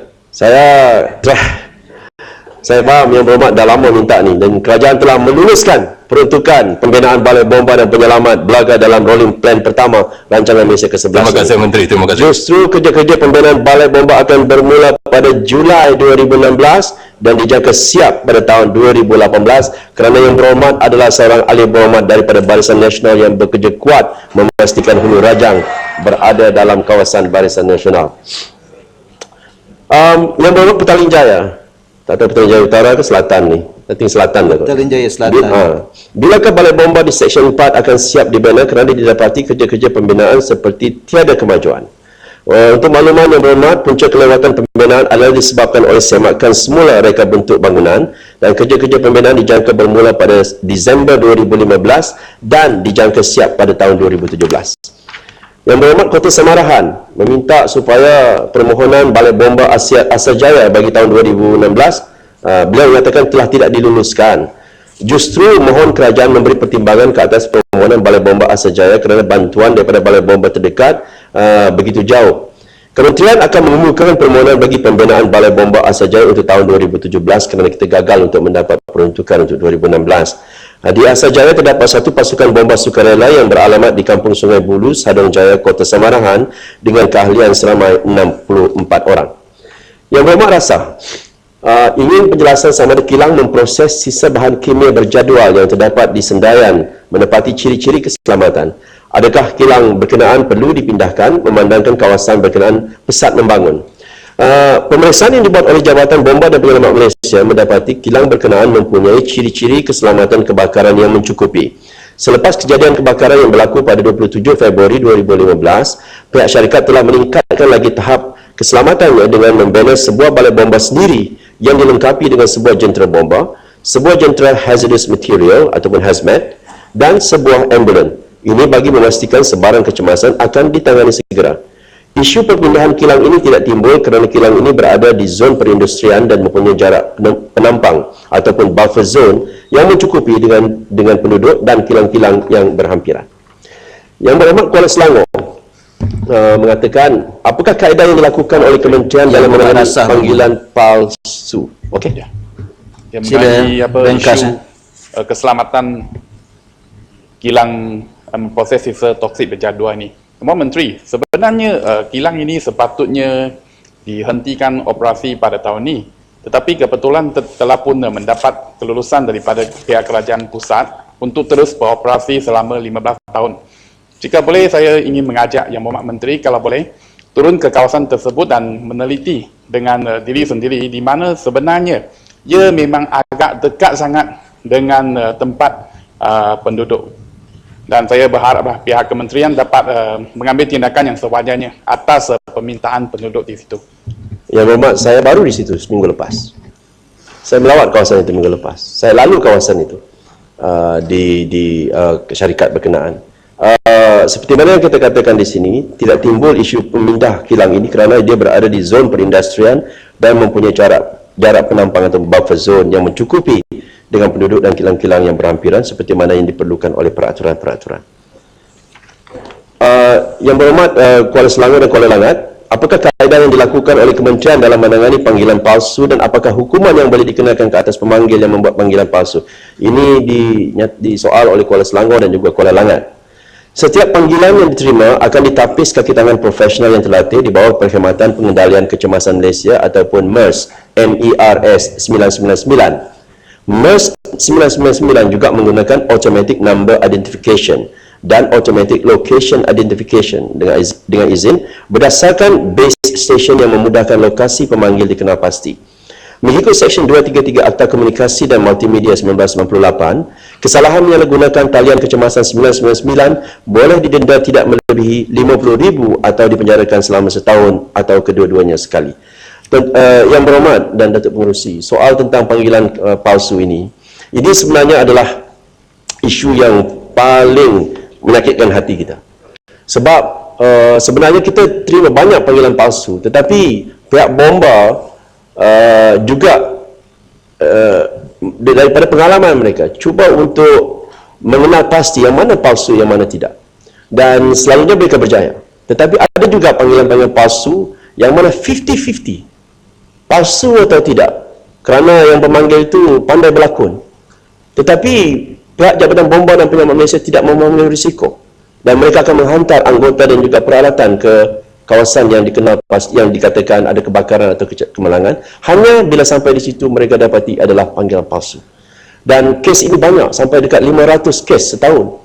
Sebab itulah saya katakan panggilan palsu ini bukan saja sistem ini yang boleh mengekalnya, tetapi budaya orang Malaysia yang menggunakan 999 ini hanya untuk mempermain-mainkan pihak Jabatan Bomba dan Penyelamat Malaysia ini perlu kita kekang bersama. Mesti ada satu rakyat Malaysia mesti faham bahawa ini adalah satu perkara yang betul-betul perkara yang hina kerana ia melibatkan nyawa. Kalau ada kebakaran di tempat lain, pihak bomba tidak dapat pergi ke tempat yang betul-betul ada kebakaran. Tuan Menteri Pertua, Menteri Kapar bang. Terima kasih Datuk Seri Pengerusi, terima kasih Yang Berhormat Menteri. Saya menyelami pendapat yang sama bersama dengan Kementerian tentang panggilan-panggilan yang menipu ni. Berapa banyak kes yang telah diadap ke mahkamah dalam tahun ini, Yang Berhormat Menteri, yang telah dibawa? Terima kasih. Kita seperti biasa saya katakan sukar amat sukar sekali untuk kementerian saya, tetapi ada 2-3 agensi yang mempunyai akta yang boleh kita guna pakai, iaitu akta di bawah Kementerian Komunikasi, dan satu lagi tadi saya dah lupa. Ada 2 akta yang boleh diguna pakai, dan itu tidak berada di dalam kementerian saya. Saya harapkan rakan-rakan saya dalam kementerian yang berkenaan dapat meningkatkan. Polis lagi saya rasa yang mempunyai akta yang bersangkut paut. Tapi amat sukar Yang Berhormat, very difficult untuk kita kenal pasti, bawa bukti dan bawa ke mahkamah untuk menuduh mereka. Tapi yang pasti perkara ini berlaku. Yang Berhormat Kuala Langat membagikan isu kelewatan Jabatan Bomba dan Penyelamat Malaysia memperbaharui lesen penyelenggaraan alat pemadam api mudah alih. Yang Berhormat, lesen penyelenggaraan alat pemadam api mudah alih dilakukan secara online, Yang Berhormat. Online. Dan kelewatan pembaharuan berpunca dari kegagalan competent person untuk memperbaharui lesen mereka, kerana setiap premis itu mesti ada satu pegawai, bukan pegawai bomba, pegawai syarikat tersebut yang dianggap sebagai competent person. Itu tidak memperbaharui lesen mereka, menyebabkan permohonan pembaharuan lesen penyelenggaraan alat pemadam api tidak dapat diproses. So, surat amaran kepada kontraktor penyelenggaraan telah dikeluarkan 2 bulan lebih awal, tetapi kebanyakan kontraktor menunggu sehingga saat akhir untuk memohon pembaharuan. Jadi saya ambil maklum lah, Yang Berhormat. Tak apa, Yang Berhormat, ini bukan isu besar. Elok sikit. Jelas sikit. Terima kasih, pengerusi. Maklumat yang saya terima, kebanyakan kontraktor ini kontraktornya senior yang tak begitu bijaksana dalam soal menggunakan online ni. Namun yang demikian, hanya seorang pegawai saja yang mengendalikan permasalahan ini, dan rata-ratanya kebanyakan kontraktor yang terlibat kerja-kerja pencegahan kebakaran ini adalah Bumi Putra. Dan saya melihat keperluan untuk menambahkan lagi pegawai untuk memastikan mereka ini tidak menyulitkan permohonan untuk renew lesen ini, terutama sekali dalam Jabatan Bomba, khusus Jabatan EFEIS Putrajaya. Perlu ditambah untuk kemudahan kontraktor menyelesaikan permasalahan mereka berkenaan dengan kerja yang telah mereka lakukan dan memohonkan. Terima kasih, Menteri. Yang Berhormat tidak dengar jawapan saya. Saya dah katakan permohonan melalui online, ya. Masalahnya sekejap. Isu dua, isu dua. Satu permohonan online, betul. Satu permasalahan kontraktor. Ya, Yang Berhormat. Kontraktor itu perlukan dia punya komunikasi. Itu yang dimasukkan, yang saya dimaklumkan. Ya, okay. Terima kasih, Menteri. Dengar sekali lagi, Yang Berhormat. Saya kata tadi permohonan online. Saya nak beritahu Yang Berhormat, masalahnya bila semua kontraktor ini nak renew license ini pada saat terakhir, berapa banyak pegawai yang kita ada, Yang Berhormat, tak akan mencukupi. That's the problem. Semua nak buat pada minggu yang terakhir contohnya. So itu satu masalah. Yang kedua, competent person yang ada dalam syarikat itu, lesen yang ada pada dirinya itu perlu diperbaharui. Without that license, you cannot lesen, Yang Berhormat, Datuk Pengerusi, tak boleh diperbaharui semua yang lain-lain itu. So jangan salahkan Jabatan Bomba dan Penyelamat Malaysia. Saya rasa tidak ada masalah sebenarnya, tetapi kalau syarikat-syarikat kontraktor tersebut mempunyai keprihatinan, buat cepat dan bagi ada ruang untuk Jabatan Bomba dan Penyelamat Malaysia memberikan komen mereka. Alamak, Kuala Langat lagi. Adakah Kementerian bercadang untuk menyediakan peruntukan kepada pihak sekolah bagi tujuan penyelenggaraan alat pemadam api, memandangkan keselamatan pelajar-pelajar perlu diutamakan? Untuk maklumat Yang Berhormat, peruntukan membeli dan menyelenggara alat pemadam api ini akan disediakan oleh Kementerian Pendidikan. Yang Berhormat Kuala Selangor mengucapkan ya. Sedikit pencerahan. Jadi cerita alat pemadam api ni yang kecil yang mudah alih ni, saya nak bagi contohnya di Parlimen Bagan Serai tahun lepas ada 3 kebakaran yang melibatkan kematian. Bomba ada datang, tapi bila waktu tu agak ambil masa, tidak ada alat pemadam api di rumah. Dan satu lagi kebakaran yang berlaku dalam kereta di highway. Dan orang yang datang berhenti tengok tu ajam ucap. Jadi satu orang pun tak ada bantuan awal sebelum bomba datang. Patut tak kementerian, cadangan saya untuk semua rumah-rumah ataupun kereta mesti ada alat pemadam api untuk bantuan awal sebelum datang bomba. Terima kasih. Ialah Yang Berhormat, ini soal hidup mati ni sepatutnya ada tanggungjawab masing-masing. Tak nak kerajaan, kita tidak mahu kerajaan ni bagi peraturan situ mewajibkan di sini. Kalau kita tahu kita sayang kepada nyawa kita, kepada keluarga kita, belilah sendiri, letak di rumah. Dan juga kebanyakan rumah tak ada. Yalah, maksud saya biarlah masing-masing. Kalau dia sayang nyawa dia, harta dia, belilah. Kita tidak mahu supaya kerajaan terpaksa mewajibkan, seolah-olah seolah-olah kerajaan ini mesti mengurus segala aspek kehidupan kita. Kalau kita sayang kepada keluarga kita dan harta benda kita, belilah sendiri. Ya. Yang berhormat, terima kasih. Tapi saya faham apa yang berhormat katakan dan saya sokong tentang keprihatinan yang berhormat. Sikit lagi yang berhormat Parit Bunta. Okey, pelaksanaan program tambung penyelenggaraan Satu Malaysia di Pulau Pinang dan juga skop kerja di bawah program TP1M dan juga minta supaya bilangan lokasi projek TP1M di Pulau Pinang dan lain-lain negeri. Untuk makluman yang berhormat, program tabung penyelenggaraan Malaysia Satu Malaysia adalah bertujuan untuk membaik pulih rumah berstrata kos rendah dan sederhana rendah swasta. Terdapat 8 skop yang terlibat di bawah program TP1M ini, iaitu membaiki ataupun mengganti lift, membaiki dan mengganti tangki air dan sistem retikulasi, membaiki dan mengganti pipe sanitari, membaiki dan mengganti bumbung, membaiki dan mengganti tangga dan handrail, mengecat bangunan harta bersama setiap 10 tahun, pendawaian dan elektrikal, dan juga membaiki kerosakan umum pada kemudahan awam ataupun harta bersama yang menjejaskan keselamatan dan keselesaan penghuni. Untuk makluman yang berhormat juga, di bawah program TP1M bagi permohonan berstrata kos rendah swasta, 90% akan dibiayai oleh kerajaan dan 10% akan dibiayai oleh pihak pengurusan, manakala bagi perumahan berstrata kos sederhana rendah swasta, 70% akan dibiayai oleh kerajaan dan 30% akan dibiayai oleh pihak pengurusan. Bagi tahun 2015 di bawah program TP1M, sebanyak 16 lokasi projek telah diluluskan di Pulau Pinang dengan kos berjumlah 8.4 juta. Kita sayang pada Pulau Pinang. Terdapat 8 perumahan berstrata kos rendah dan perumahan berstrata kos sederhana rendah yang terlibat bagi tahun 2015 di Pulau Pinang, dan lokasi projek yang tersebut yang terlibat adalah seperti berikut.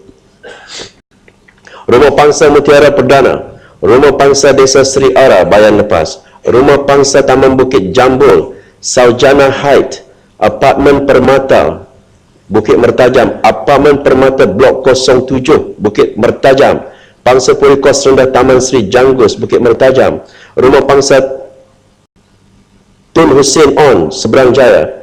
Kemudian yang kos sederhana rendah, Rumah Pangsa Taman Parit Indah Pauh, Taman Pauh Indah di Permatan Pauh, Rumah Pangsa Taman Pauh Indah Fasa 4, Pangsa Puri Indah Taman Teluk Air Tawar Fasa 1C, Pangsa Puri Indah Taman Air Tawar Indah, Taman Desa Genting Balik Pulau, Rumah Pangsa Tingkat Nusantara Jalan Perak, Rumah Pangsa Bukit Dumbar Blok 96 dan Rumah Pangsa Seri Bayu.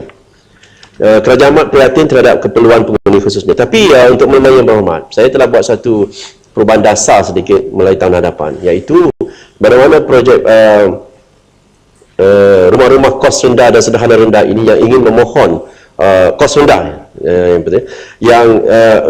untuk memohon dana untuk membaiki lift dan juga handrail dan sebagainya ataupun electrical, saya tidak perlukan lagi 10% itu. Kerajaan Persekutuan akan tanggung 100% semua penyelenggaraan lift dan juga pendawaian itu. Jadi kita tidak mahu nanti oleh kerana mereka tidak mampu untuk mengeluarkan 10%, maka lift mereka rosak. Jadi ini tidak adil kepada mereka. Jadi Kerajaan Persekutuan telah membuat keputusan untuk membiayai 100% kalau dia berkaitan dengan membaiki lift, handrailing, pendawaian dan ada perkara-perkara yang ada kaitan dengan keselamatan dan keselesaan. Ya, terima kasih. Itu idea yang baik.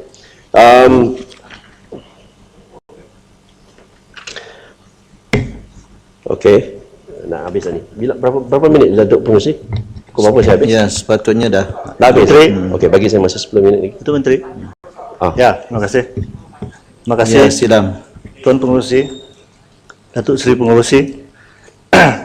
Semalaman saya menyediakan teks ucapan saya untuk hari ini.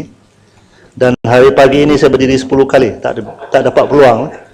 Adakah ini bermakna Menteri, masalah yang dihadapi oleh kawasan silam itu, Parlimen Silam itu, sebab tidak dapat diutarakan pada pagi ini, tidak akan diambil tindakan oleh Kementerian? Terima kasih. Ini yang baru ni, nanti yang Mak Silam jumpa yang Mak Menteri ya. Sila yang Mak Menteri. Ya, saya tadi terikat kepada peraturan yang berhormat. Apabila Datuk Pengerusi mengatakan hanya sampai pukul 3 petang, Tapi walau bagaimanapun, Yang Berhormat boleh berjumpa dengan saya untuk memberikan, memaklumkan kepada saya isu-isu yang di bawah Parlimen Yang Berhormat. Tidak masalah. Boleh sekejap? Ya, Datuk Seri Paduka. Parlimen. Masih Datuk Timbalan Pengerusi. Yang Berhormat Menteri, saya tertarik dalam perbahasan Yang Berhormat Menteri nyatakan berkaitan dengan kes rumah murah, iaitu untuk rakyat yang marhain. Jadi saya selaku pengurusi Biro Kebajikan UMNO Malaysia, yang mana selalu rakyat datang mengadu, minta bantuan, sokongan dan sebagainya. Jadi ia bertepatan dengan pandangan dan soalan, dan saya nak syorkan berkaitan dengan rumah murah ni, rumah kos sederhana. Bagaimanakah kaedah yang menteri lakukan dalam konteks pinjaman? Saya dah sebut pagi tadi bersama dalam perbahasan soal jawab dengan Timbalan Menteri Kewangan. Ini menjadi masalah yang mana rakyat di sana, khususnya petani, tempat saya di Baling, penoreh getah contoh umpamanya, nelayan, orang bekerja di pasar, berniaga di pasar malam, orang yang berniaga dalam internet, online business, mereka ni semua tidak ada slip gaji. Mereka ni semua tidak ada borang J atau EA dan sebagainya.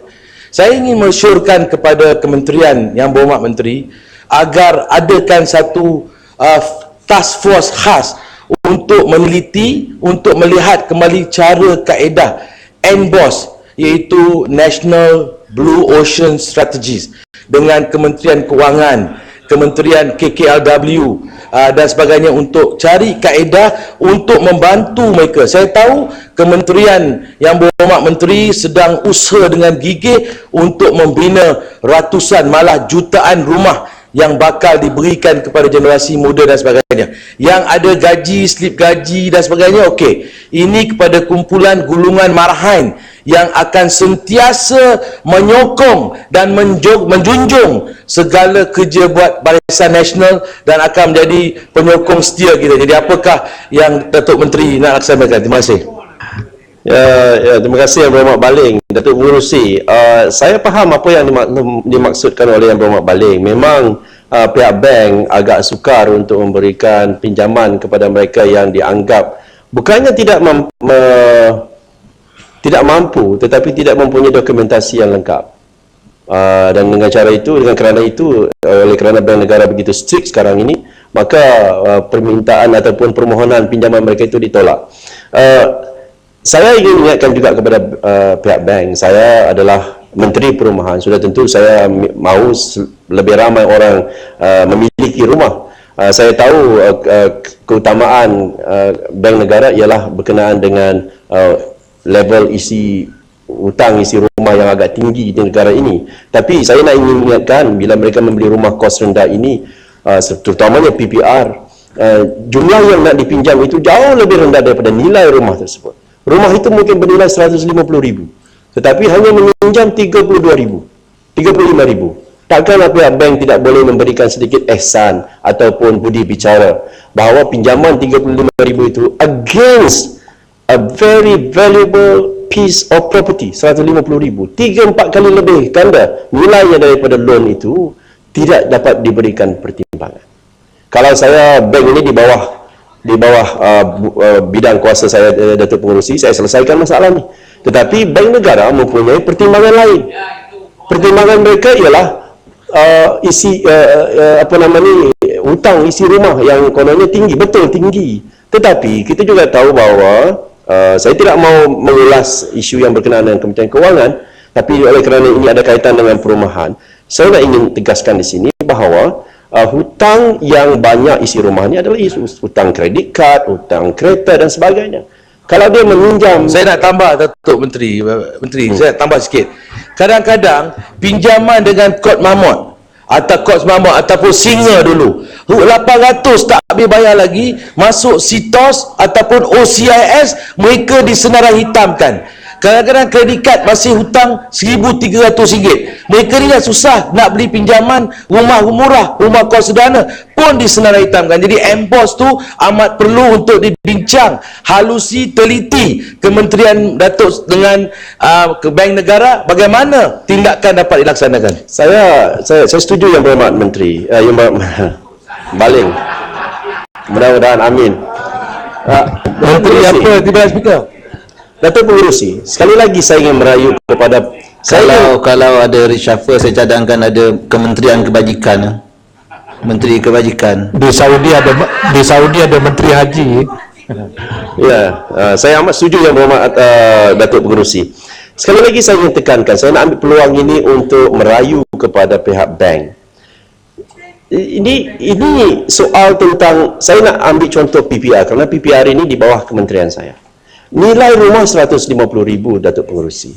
Nak pinjam 35,000. Now you do the mathematics.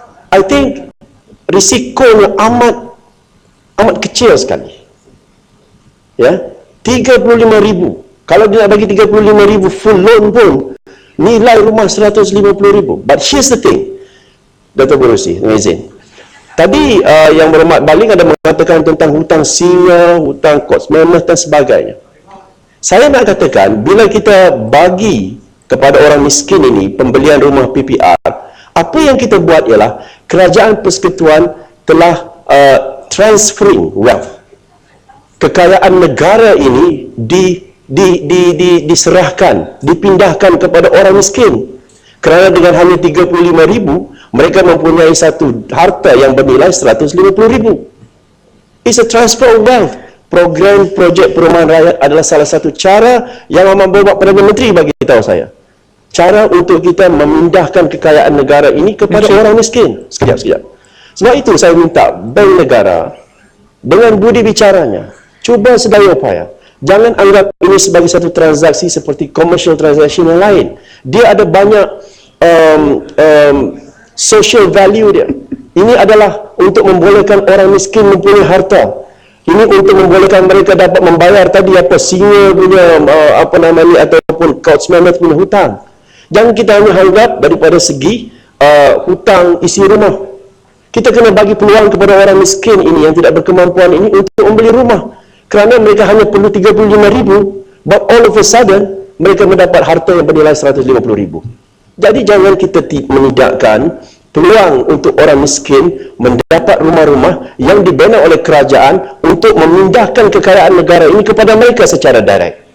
Sebab itu saya meminta supaya sangat-sangatlah Bank Negara supaya dapat melihat semula pinjaman perumahan terutamanya untuk PPR.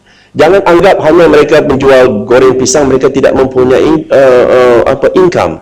Sebab itu Datuk Pengerusi, saya amat berterima kasih dengan Yang Berhormat Baling kerana membawa isu ini.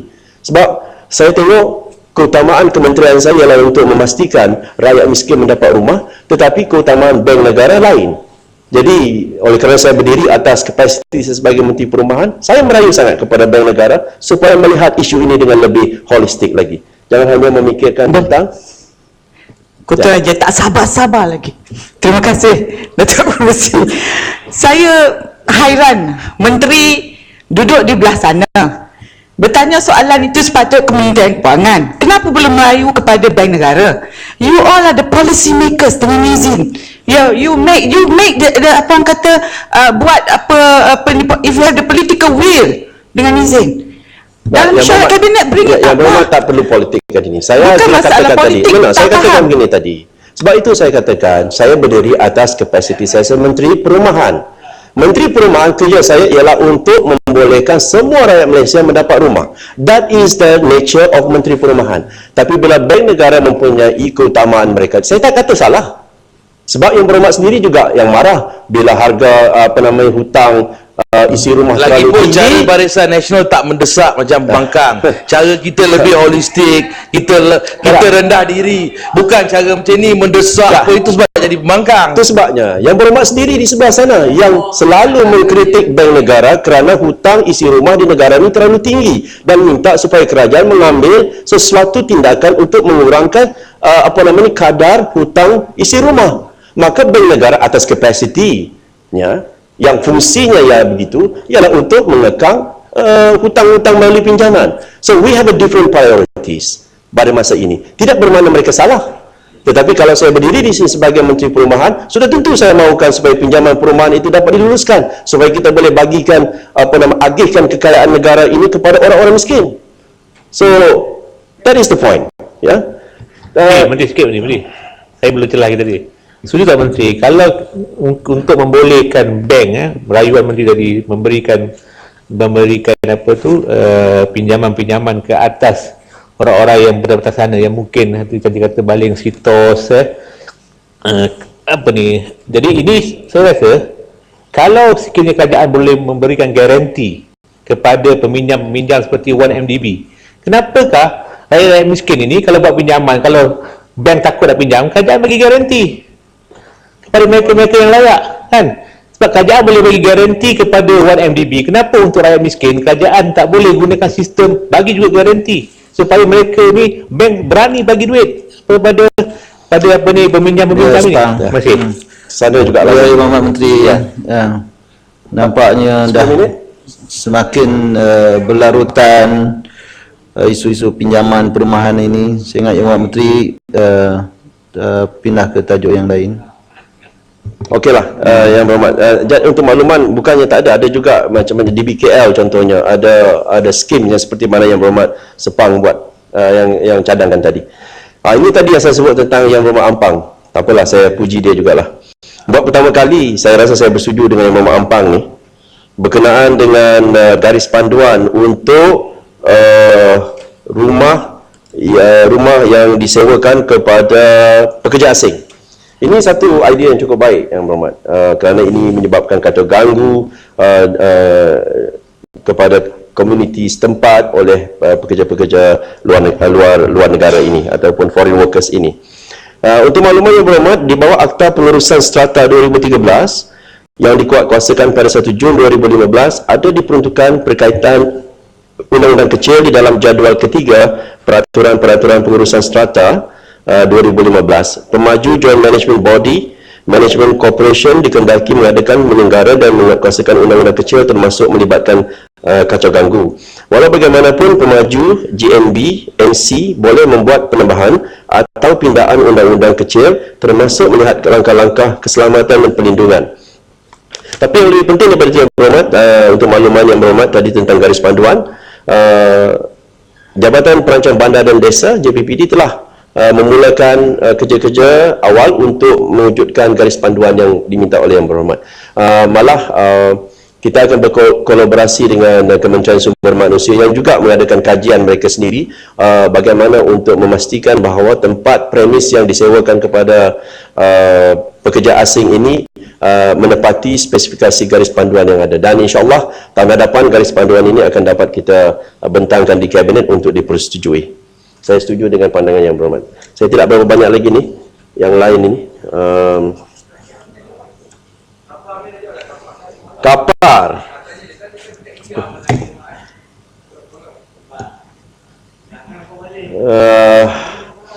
YB Kapar, tanya kepada anggota bomba di Balai Bomba Sungai Pinang di atas komitmen tugas yang cemerlang. Saya ucapkan terima kasih kepada Yang Berhormat yang memberikan ucapan tahniah kepada Jabatan Bomba dan Penyemak Malaysia. Saya dalam sekarang ini Yang Berhormat Datuk Pengerusi, Jabatan Bomba dan Penyemak Malaysia bekerjasama dengan syarikat perfilman untuk mewujudkan satu drama bersiri dipanggil Hero. Dipanggil Hero di mana ianya akan melibatkan aktor-aktor yang menjadi pegawai bomba dan kehidupan sebagai bomba. Sama macam polis apa nama dia? Gerahas.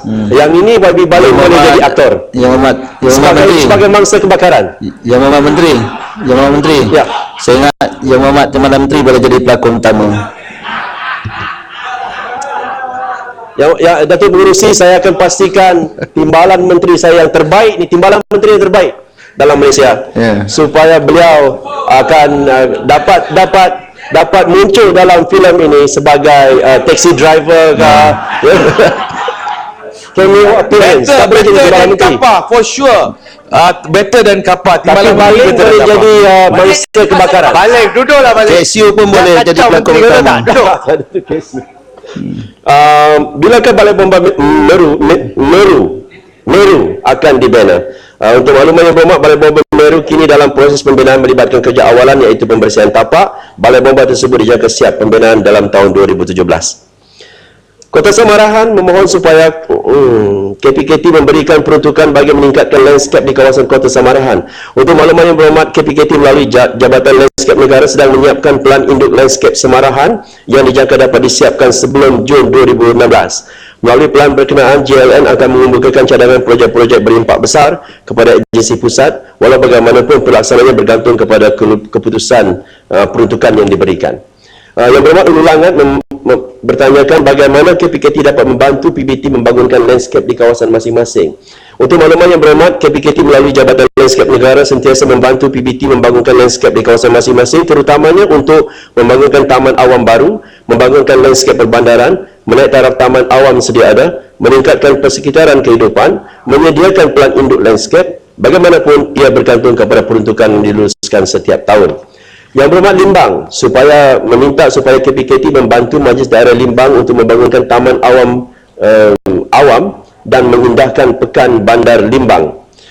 Kementerian melalui Jabatan Landscape Negara ada membantu Majlis Daerah Limbang dalam meningkatkan kehijauan di pekan berkenaan. Berhubung dengan pembangunan taman awam Nauran, kita akan cuba usahakan dalam Rolling Plan 2 Rancangan Malaysia ke-11. Pokok Sena, okey, selesai pokok Sena.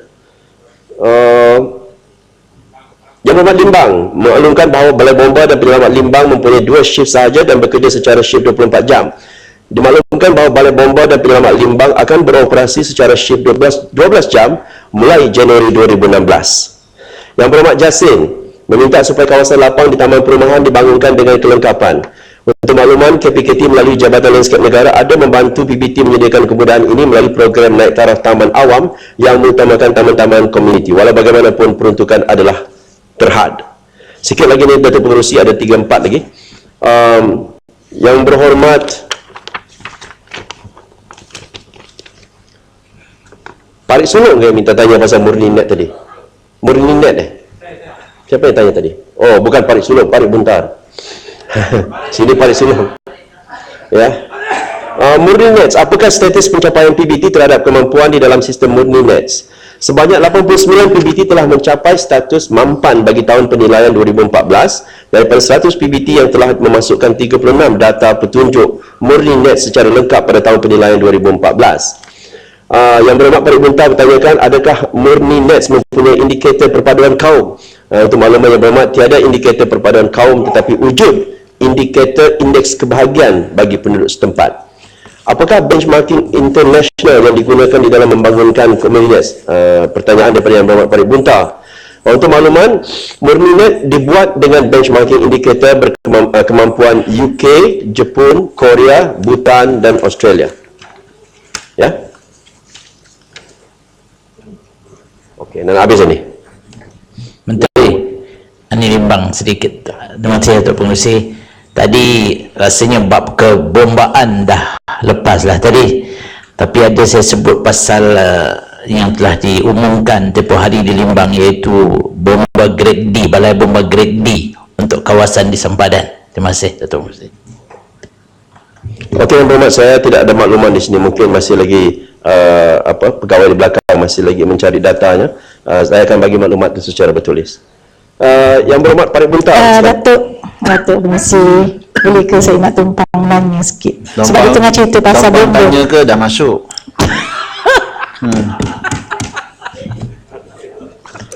Gini sebab cerita pasal bomba ni, saya pun minat juga nak bertanya sebab saya ingin mencadangkan makanan nampaknya. Saya ingin bertanya pada pihak macam mungkin boleh mencadangkan bahawa terutamanya kami macam saya Parik Sulong, Lenggong dan juga Baling, selalu jalan kami ni kecil-kecil.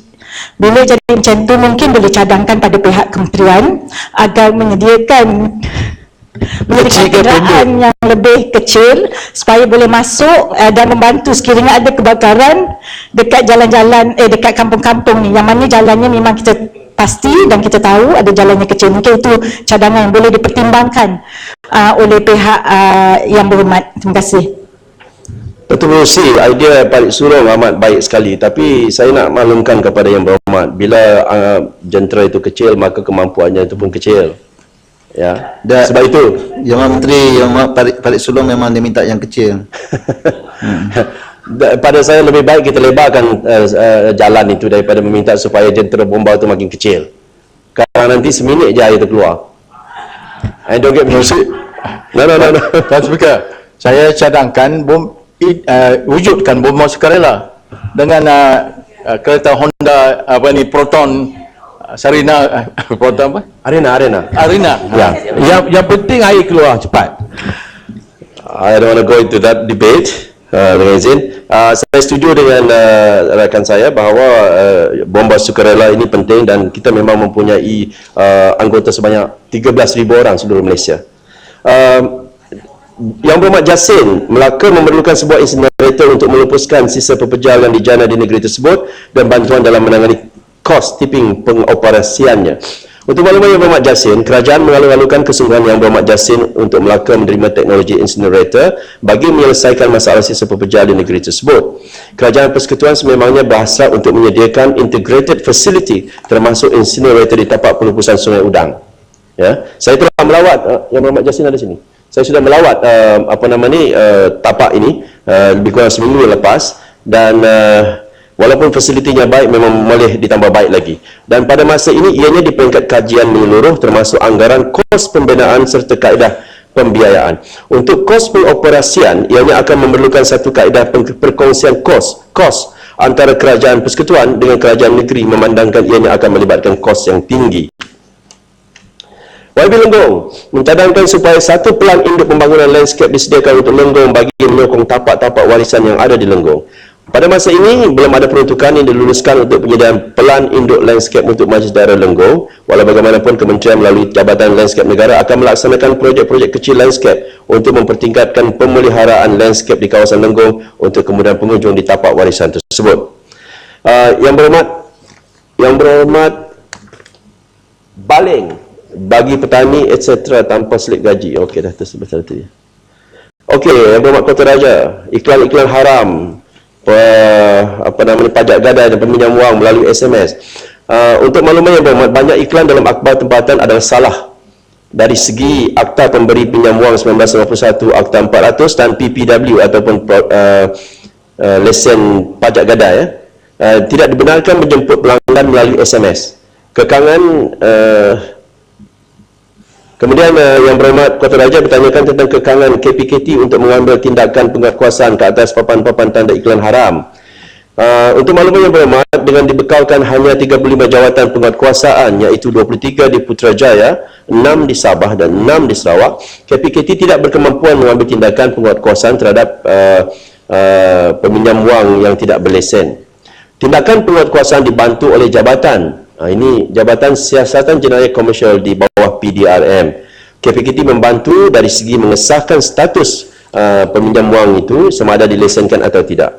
Isu penampalan iklan-iklan hendaklah ditangani oleh PBT dan Jawatan Kuasa Perwakilan Penduduk di taman-taman perumahan yang terlibat.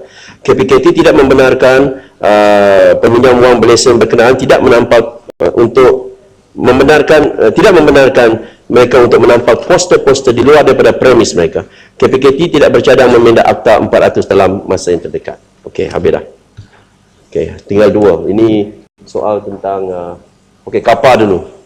Ini soal tentang penjualan arak. Arak yang tidak yang haram ataupun berkualiti rendah. Pada peringkat persekutuan, penjualan arak dikawal oleh Jabatan Kastam Diraja Malaysia di bawah Kementerian Kewangan dan undang-undang yang berkaitan dengan pelesenan jualan arak oleh JKDM ataupun Jabatan Kastam Diraja Malaysia ialah Akta Kastam 1967 iaitu Akta 235 dan Akta Excise 1976, Akta 176 serta peraturan yang dibuat di bawahnya. Pihak yang bertanggungjawab melesenkan penjualan liquor yang memabukkan ialah lembaga pelesenan daerah yang dilantik di bawah Seksyen 31 Akta Eksais 1976. Biasanya adalah pegawai daerah kawasan berkenaan. Pihak berkuasa tempatan pula hanya mengeluarkan lesen premis bagi menjalankan aktiviti perniagaan. Kerajaan negeri selaku kustodian kepada PBT dan juga pejabat daerah yang menentukan katalis perniagaan di sesuatu kawasan perlulah merancang keperluan dan kebajikan penduduk mengikut kesesuaian. Cadangan yang berhormat bangkitkan kepada kerajaan negeri adalah di bawah pimpinan Yang Amat Berhormat Gombak. Tuan Yang Ketua, saya rasa itulah saja yang saya sepang tanya Ustaz, saya bangkit. Yang mana tadi? Khazanah Research Institute. Oh ya, pasal Khazanah Research Institute. Pasal apa ni, rumah-rumah di bawah Prima yang tidak ada pelindungan. Ya, Prima tidak boleh jawab Yang Berhormat. Saya kata dari segi jaga pembeli rumah ya, saya tahu. Kuasa. Memang Prima ada meminta sedikit kelonggaran daripada akta kami, tetapi mereka juga mempunyai peruntukan dalam akta mereka seperti tribunal sendiri dan sebagainya untuk melindungi pembeli rumah Prima. Saya serahkan kepada pihak berkenaan untuk menjawab isu tentang Prima. Saya bersetuju ada tadi cadangan untuk meletakkan Prima itu di bawah kementerian, tapi saya nak bagi alasan ataupun sebab kenapa Prima ini diletakkan di bawah Jabatan Perdana Menteri. Oleh kerana pertamanya, kita hendakkan supaya penawaran rumah di seluruh Malaysia ini dibuat dengan cepat, dan ini melibatkan kerajaan-kerajaan negeri dan juga banyak agensi lain yang berkaitan. Maka kalau diletakkan di bawah kementerian boleh, tetapi kita terpaksalah berurusan dengan kerajaan negeri. Tetapi sebagai seorang Perdana Menteri, contohnya Jabatan Perdana Menteri diketuai oleh Perdana Menteri, Prima mempunyai sedikit kekuatan dari segi itu untuk memastikan kerajaan-kerajaan negeri dapat berurusan dengan Prima dengan lebih cepat dan efisien. Itu sebabnya diletakkan di bawah Jabatan Perdana Menteri, supaya kita dapat membuat keputusan yang melibatkan kerajaan negeri, tanah, agensi kerajaan yang lain dengan cepat, kerana ianya di bawah Jabatan Perdana Menteri. Kalau di bawah kementerian boleh juga, tapi saya kira sesuailah kalau Prima itu di bawah Kementerian Jabatan Perdana Menteri, walaupun kementerian saya tidak boleh mengalu-alukan bila-bila masa kalau Prima itu diletakkan di bawah kementerian saya. Sementara itu saja, Khazanah Research Institute ini telah membentangkan hasil kajian mereka yang bertajuk Making House Affordable. Kementerian saya, untuk makluman yang berhormat, menerima baik kajian berkenaan, kerana fakta dan hujah-hujah yang diutarakan itu ada mempunyai asas. Kita tahu bahawa seperti mana Yang Berhormat kata tadi, is highly affordable or severely affordable in certain areas. Tetapi kita membuat banyak pelbagai insentif yang berhormat. We cannot deny kerajaan juga mempunyai pelan yang begitu banyak untuk memastikan harga rumah ini dapat dikawal dengan baik. Kalau kerajaan tidak berbuat apa-apa, mungkin kita boleh marah, tapi kerajaan membuat banyak. Saya bagi contoh tadi, skim perumahan mampu milik swasta, iaitu My Home, perumahan penjawat awam satu Malaysia kita buat. Kemudian kita buat facilitation grant melalui inisiatif pemberian swasta oleh unit kerjasama awam. Kemudian kita ada Prima, kita ada SPNB, kita ada banyak agensi yang lain. We are doing our best. Sebab itu saya katakan tadi, the rate of growth of prices, house prices in this country dengan izin Datuk Pengerusi telah perlahan daripada 12.2% pada suku pada tahun 2012 tadi kepada hanya 5.9% pada suku kedua tahun ini. So ada sesuatu perkara yang kerajaan Persekutuan buat yang telah menjadikan kenaikan harga rumah itu tidak terlalu tinggi. Kalau dalam saya sempat baca, walaupun tak habis keseluruhannya, tapi dalam laporan itu sebagai contoh, dia memberi contoh apabila di Kuala Lumpur sebagai contoh, di Kuala Lumpur dia kata tahun 2014 tidak ada satu pun pelancaran housing project ni yang rumah bawah 250,000 ke bawah. Maknanya seolah-olah di Kuala Lumpur ni macam tak ada orang yang berpendapatan rendah, sederhana, yang boleh hanya mampu untuk beli rumah seperti itu. Jadi saya rasa ini melibatkan polisi kerajaan. Sudah tentulah untuk kita menjaga juga kepentingan golongan-golongan yang walaupun duduk di Kuala Lumpur tapi mereka masih lagi berpendapatan yang rendah, yang mereka mempunyai masalah untuk memiliki rumah ini. Jadi kalau tidak ada launching rumah-rumah yang affordable ini, bagaimanakah mereka mampu untuk beli rumah? Jadi saya tanya dengan kementerian ini, adakah kementerian ada mencadangkan supaya dalam launching perumahan-perumahan ini mesti ada projek-projek perumahan yang menjaga segmen-segmen masyarakat seperti ini. Sebab mereka mungkin dah lama duduk di sini, bukan kerana mereka nak duduk, tapi mereka dah lama duduk di sini. Yang Berhormat, saya setuju. Isu affordability ataupun mampu milik ni bukan isu yang kompleks. Kita tidak boleh hanya pick up satu kajian kemudian kita ambil itu dan kita katakan inilah segala-galanya tentang isu perumahan. Dia begitu kompleks yang berhormat. Kalau yang berhormat tahu dan membaca lebih daripada khazanah itu, soalnya sekarang ni banyak isu tanah, isu demand. Bagaimana nak bina rumah kat 250,000 kalau tanah itu berjuta-juta ringgit nilainya. So it's berkait, dia akan berkait-kait dengan benda yang lain. Sebab itu ada juga pandangan yang mengatakan bahawa untuk kos rendah, di bawah 250,000 ni mungkin kos rendah, biarlah kerajaan yang membina. Dan saya puji Dewan Bandaraya Kuala Lumpur, banyak yang dibina. Kementerian saya sendiri di wilayah persekutuan adalah penerima PPR yang terbesar di Malaysia. Nombor 2-nya Sabah. PPR yang terbanyak adalah di wilayah persekutuan. Sebab itu kita membina berpuluh-puluh ribu. Tetapi untuk launching private sector, kalau kita paksa mereka, boleh 250,000 ke bawah. Tetapi ingat, mereka akan cross subsidize dengan unit-unit yang mungkin berharga 600,000, 700,000, yang sepatutnya berharga 500,000 naik kepada 700,000. Dan mesti ingat yang berhormat bahawa yang membeli rumah di yang harga 600, 700 ini adalah golongan yang menengah, yang juga rakyat Malaysia yang perlu kita bantu. Jangan kerana hanya mereka subsidize the low cost, maka yang middle class income ini, yang membeli rumah 500, 600,000, 700 ini, maka harga rumah mereka naik kerana terpaksa cross subsidize. So banyak isu yang berhormat, it's not as easy as that. Tapi secara pendeknya saya ingin berterima kasih kepada Khazanah Research Institute. Saya telah berjumpa dengan mereka, penulis report tersebut. Ada banyak perkara yang mereka cadangkan itu telah pun dibuat oleh kami, contohnya tentang moratorium dan sebagainya. Dan ada juga idea-idea yang baru yang sedang kami fikirkan untuk Jabatan Perumahan Negara aplikasikan di masa akan datang. Kalau ikut daripada laporan itu, antara dia kata masalah yang paling besar adalah golongan middle class ni. Middle class ni, dia tak nak beli rumah mewah pun tak boleh, nak beli rumah yang ni tak layak. Jadi mereka ni sebenarnya yang menjadi golongan yang betul-betul mangsa lah kepada keadaan. Itu pertama. Yang keduanya, tentang moratorium 5 tahun itu. Adakah kementerian bersetuju dengan cadangan daripada pihak tu? Daripada pihak KRI tu? Kita pun sekarang moratorium 5 tahun yang berhormat. Dalam untuk PPR contohnya, kita letakkan 10 tahun moratorium. Tak boleh dijual selama 10 tahun. So kita lebih baik daripada apa yang dicadangkan oleh Khazanah Research Institute. Sebab itu saya nak katakan bahawa isu ini memang kompleks. Tapi statistik menunjukkan, Datuk Pengerusi, bahawa kenaikan harga rumah di negara ini walaupun naik tapi dalam keadaan yang lebih sustainable mampan dengan hanya 59. Itulah sahaja yang saya ingin sebut. Menteri. Dan kalau Menteri.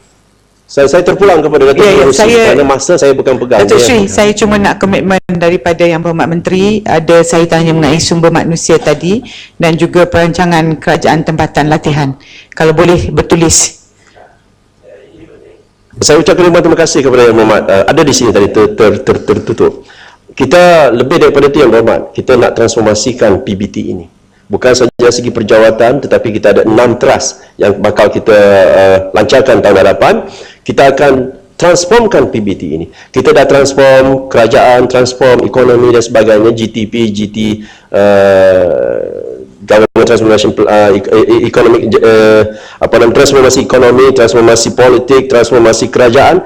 Sebab ini, sekarang ini tiba masanya untuk kita buat transformasi dalam PBT. Termasuk pembangunan modal insan, iaitu membenarkan it's not a closed service. Kita akan buka. Banyak negeri-negeri yang telah bersetuju. Kecekapan perkhidmatan, pengukuhan keuangan, kemudian kesejahteraan rakyat, penglibatan rakyat dan komunikasi berkesan. InsyaAllah kita akan lancarkan transformasi PBT ini pada bulan Januari oleh Yang Berhormat Perdana Menteri. InsyaAllah. Satu lagi, Datuk Menteri, Kota Semerahan, satu lagi. Okey, tadi saya mengukakan tentang program kemiskinan bandar. Ada 2-3 isu yang yang telah diutarakan, antara dia daftar e-kasih, yang kedua program rumah dan sewa rumah. Ya Menteri, mungkin sekali.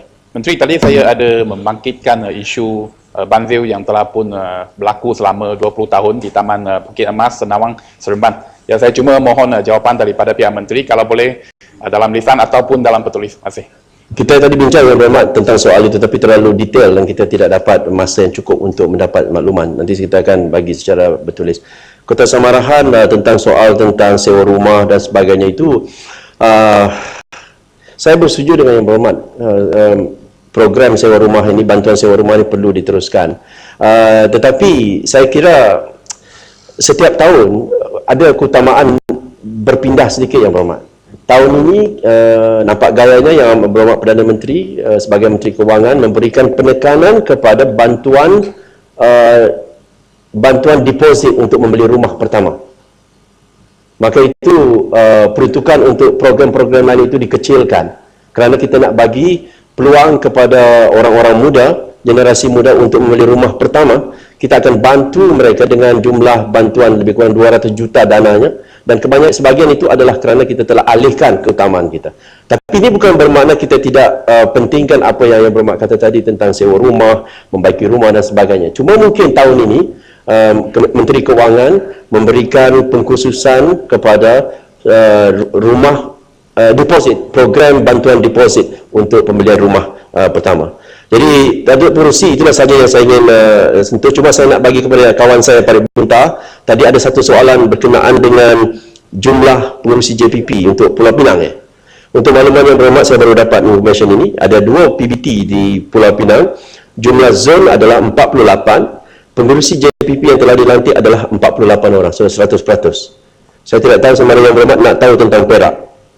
Untuk makluman yang berhormat, untuk Perak, bilangan PBT adalah 15. Jumlah zon ialah 311, pengerusi JPP yang telah dilantik ialah 297, pengerusi JPP yang belum dilantik adalah 14, bermakna peratus lantikan ialah lebih kurang 95% untuk makluman yang berhormat. Jadi terima kasih saya ucapkan kepada rakan-rakan yang telah memberikan pandangan terhadap kementerian saya, dan saya ucapkan ribuan terima kasih sekali lagi kepada semua pegawai-pegawai kerajaan, Jabatan Kementerian Kesejahteraan Bandar Perumahan dan Kerjaan Tempatan yang di belakang sana yang bertungkus lumus untuk memastikan bahawa kita mendapat kesejahteraan di bandar perumahan dapat diselesaikan dan juga masalah PBT dapat diselenggarakan dan dapat diatur dengan sebaik mungkin. Terima kasih Datuk Pengerusi.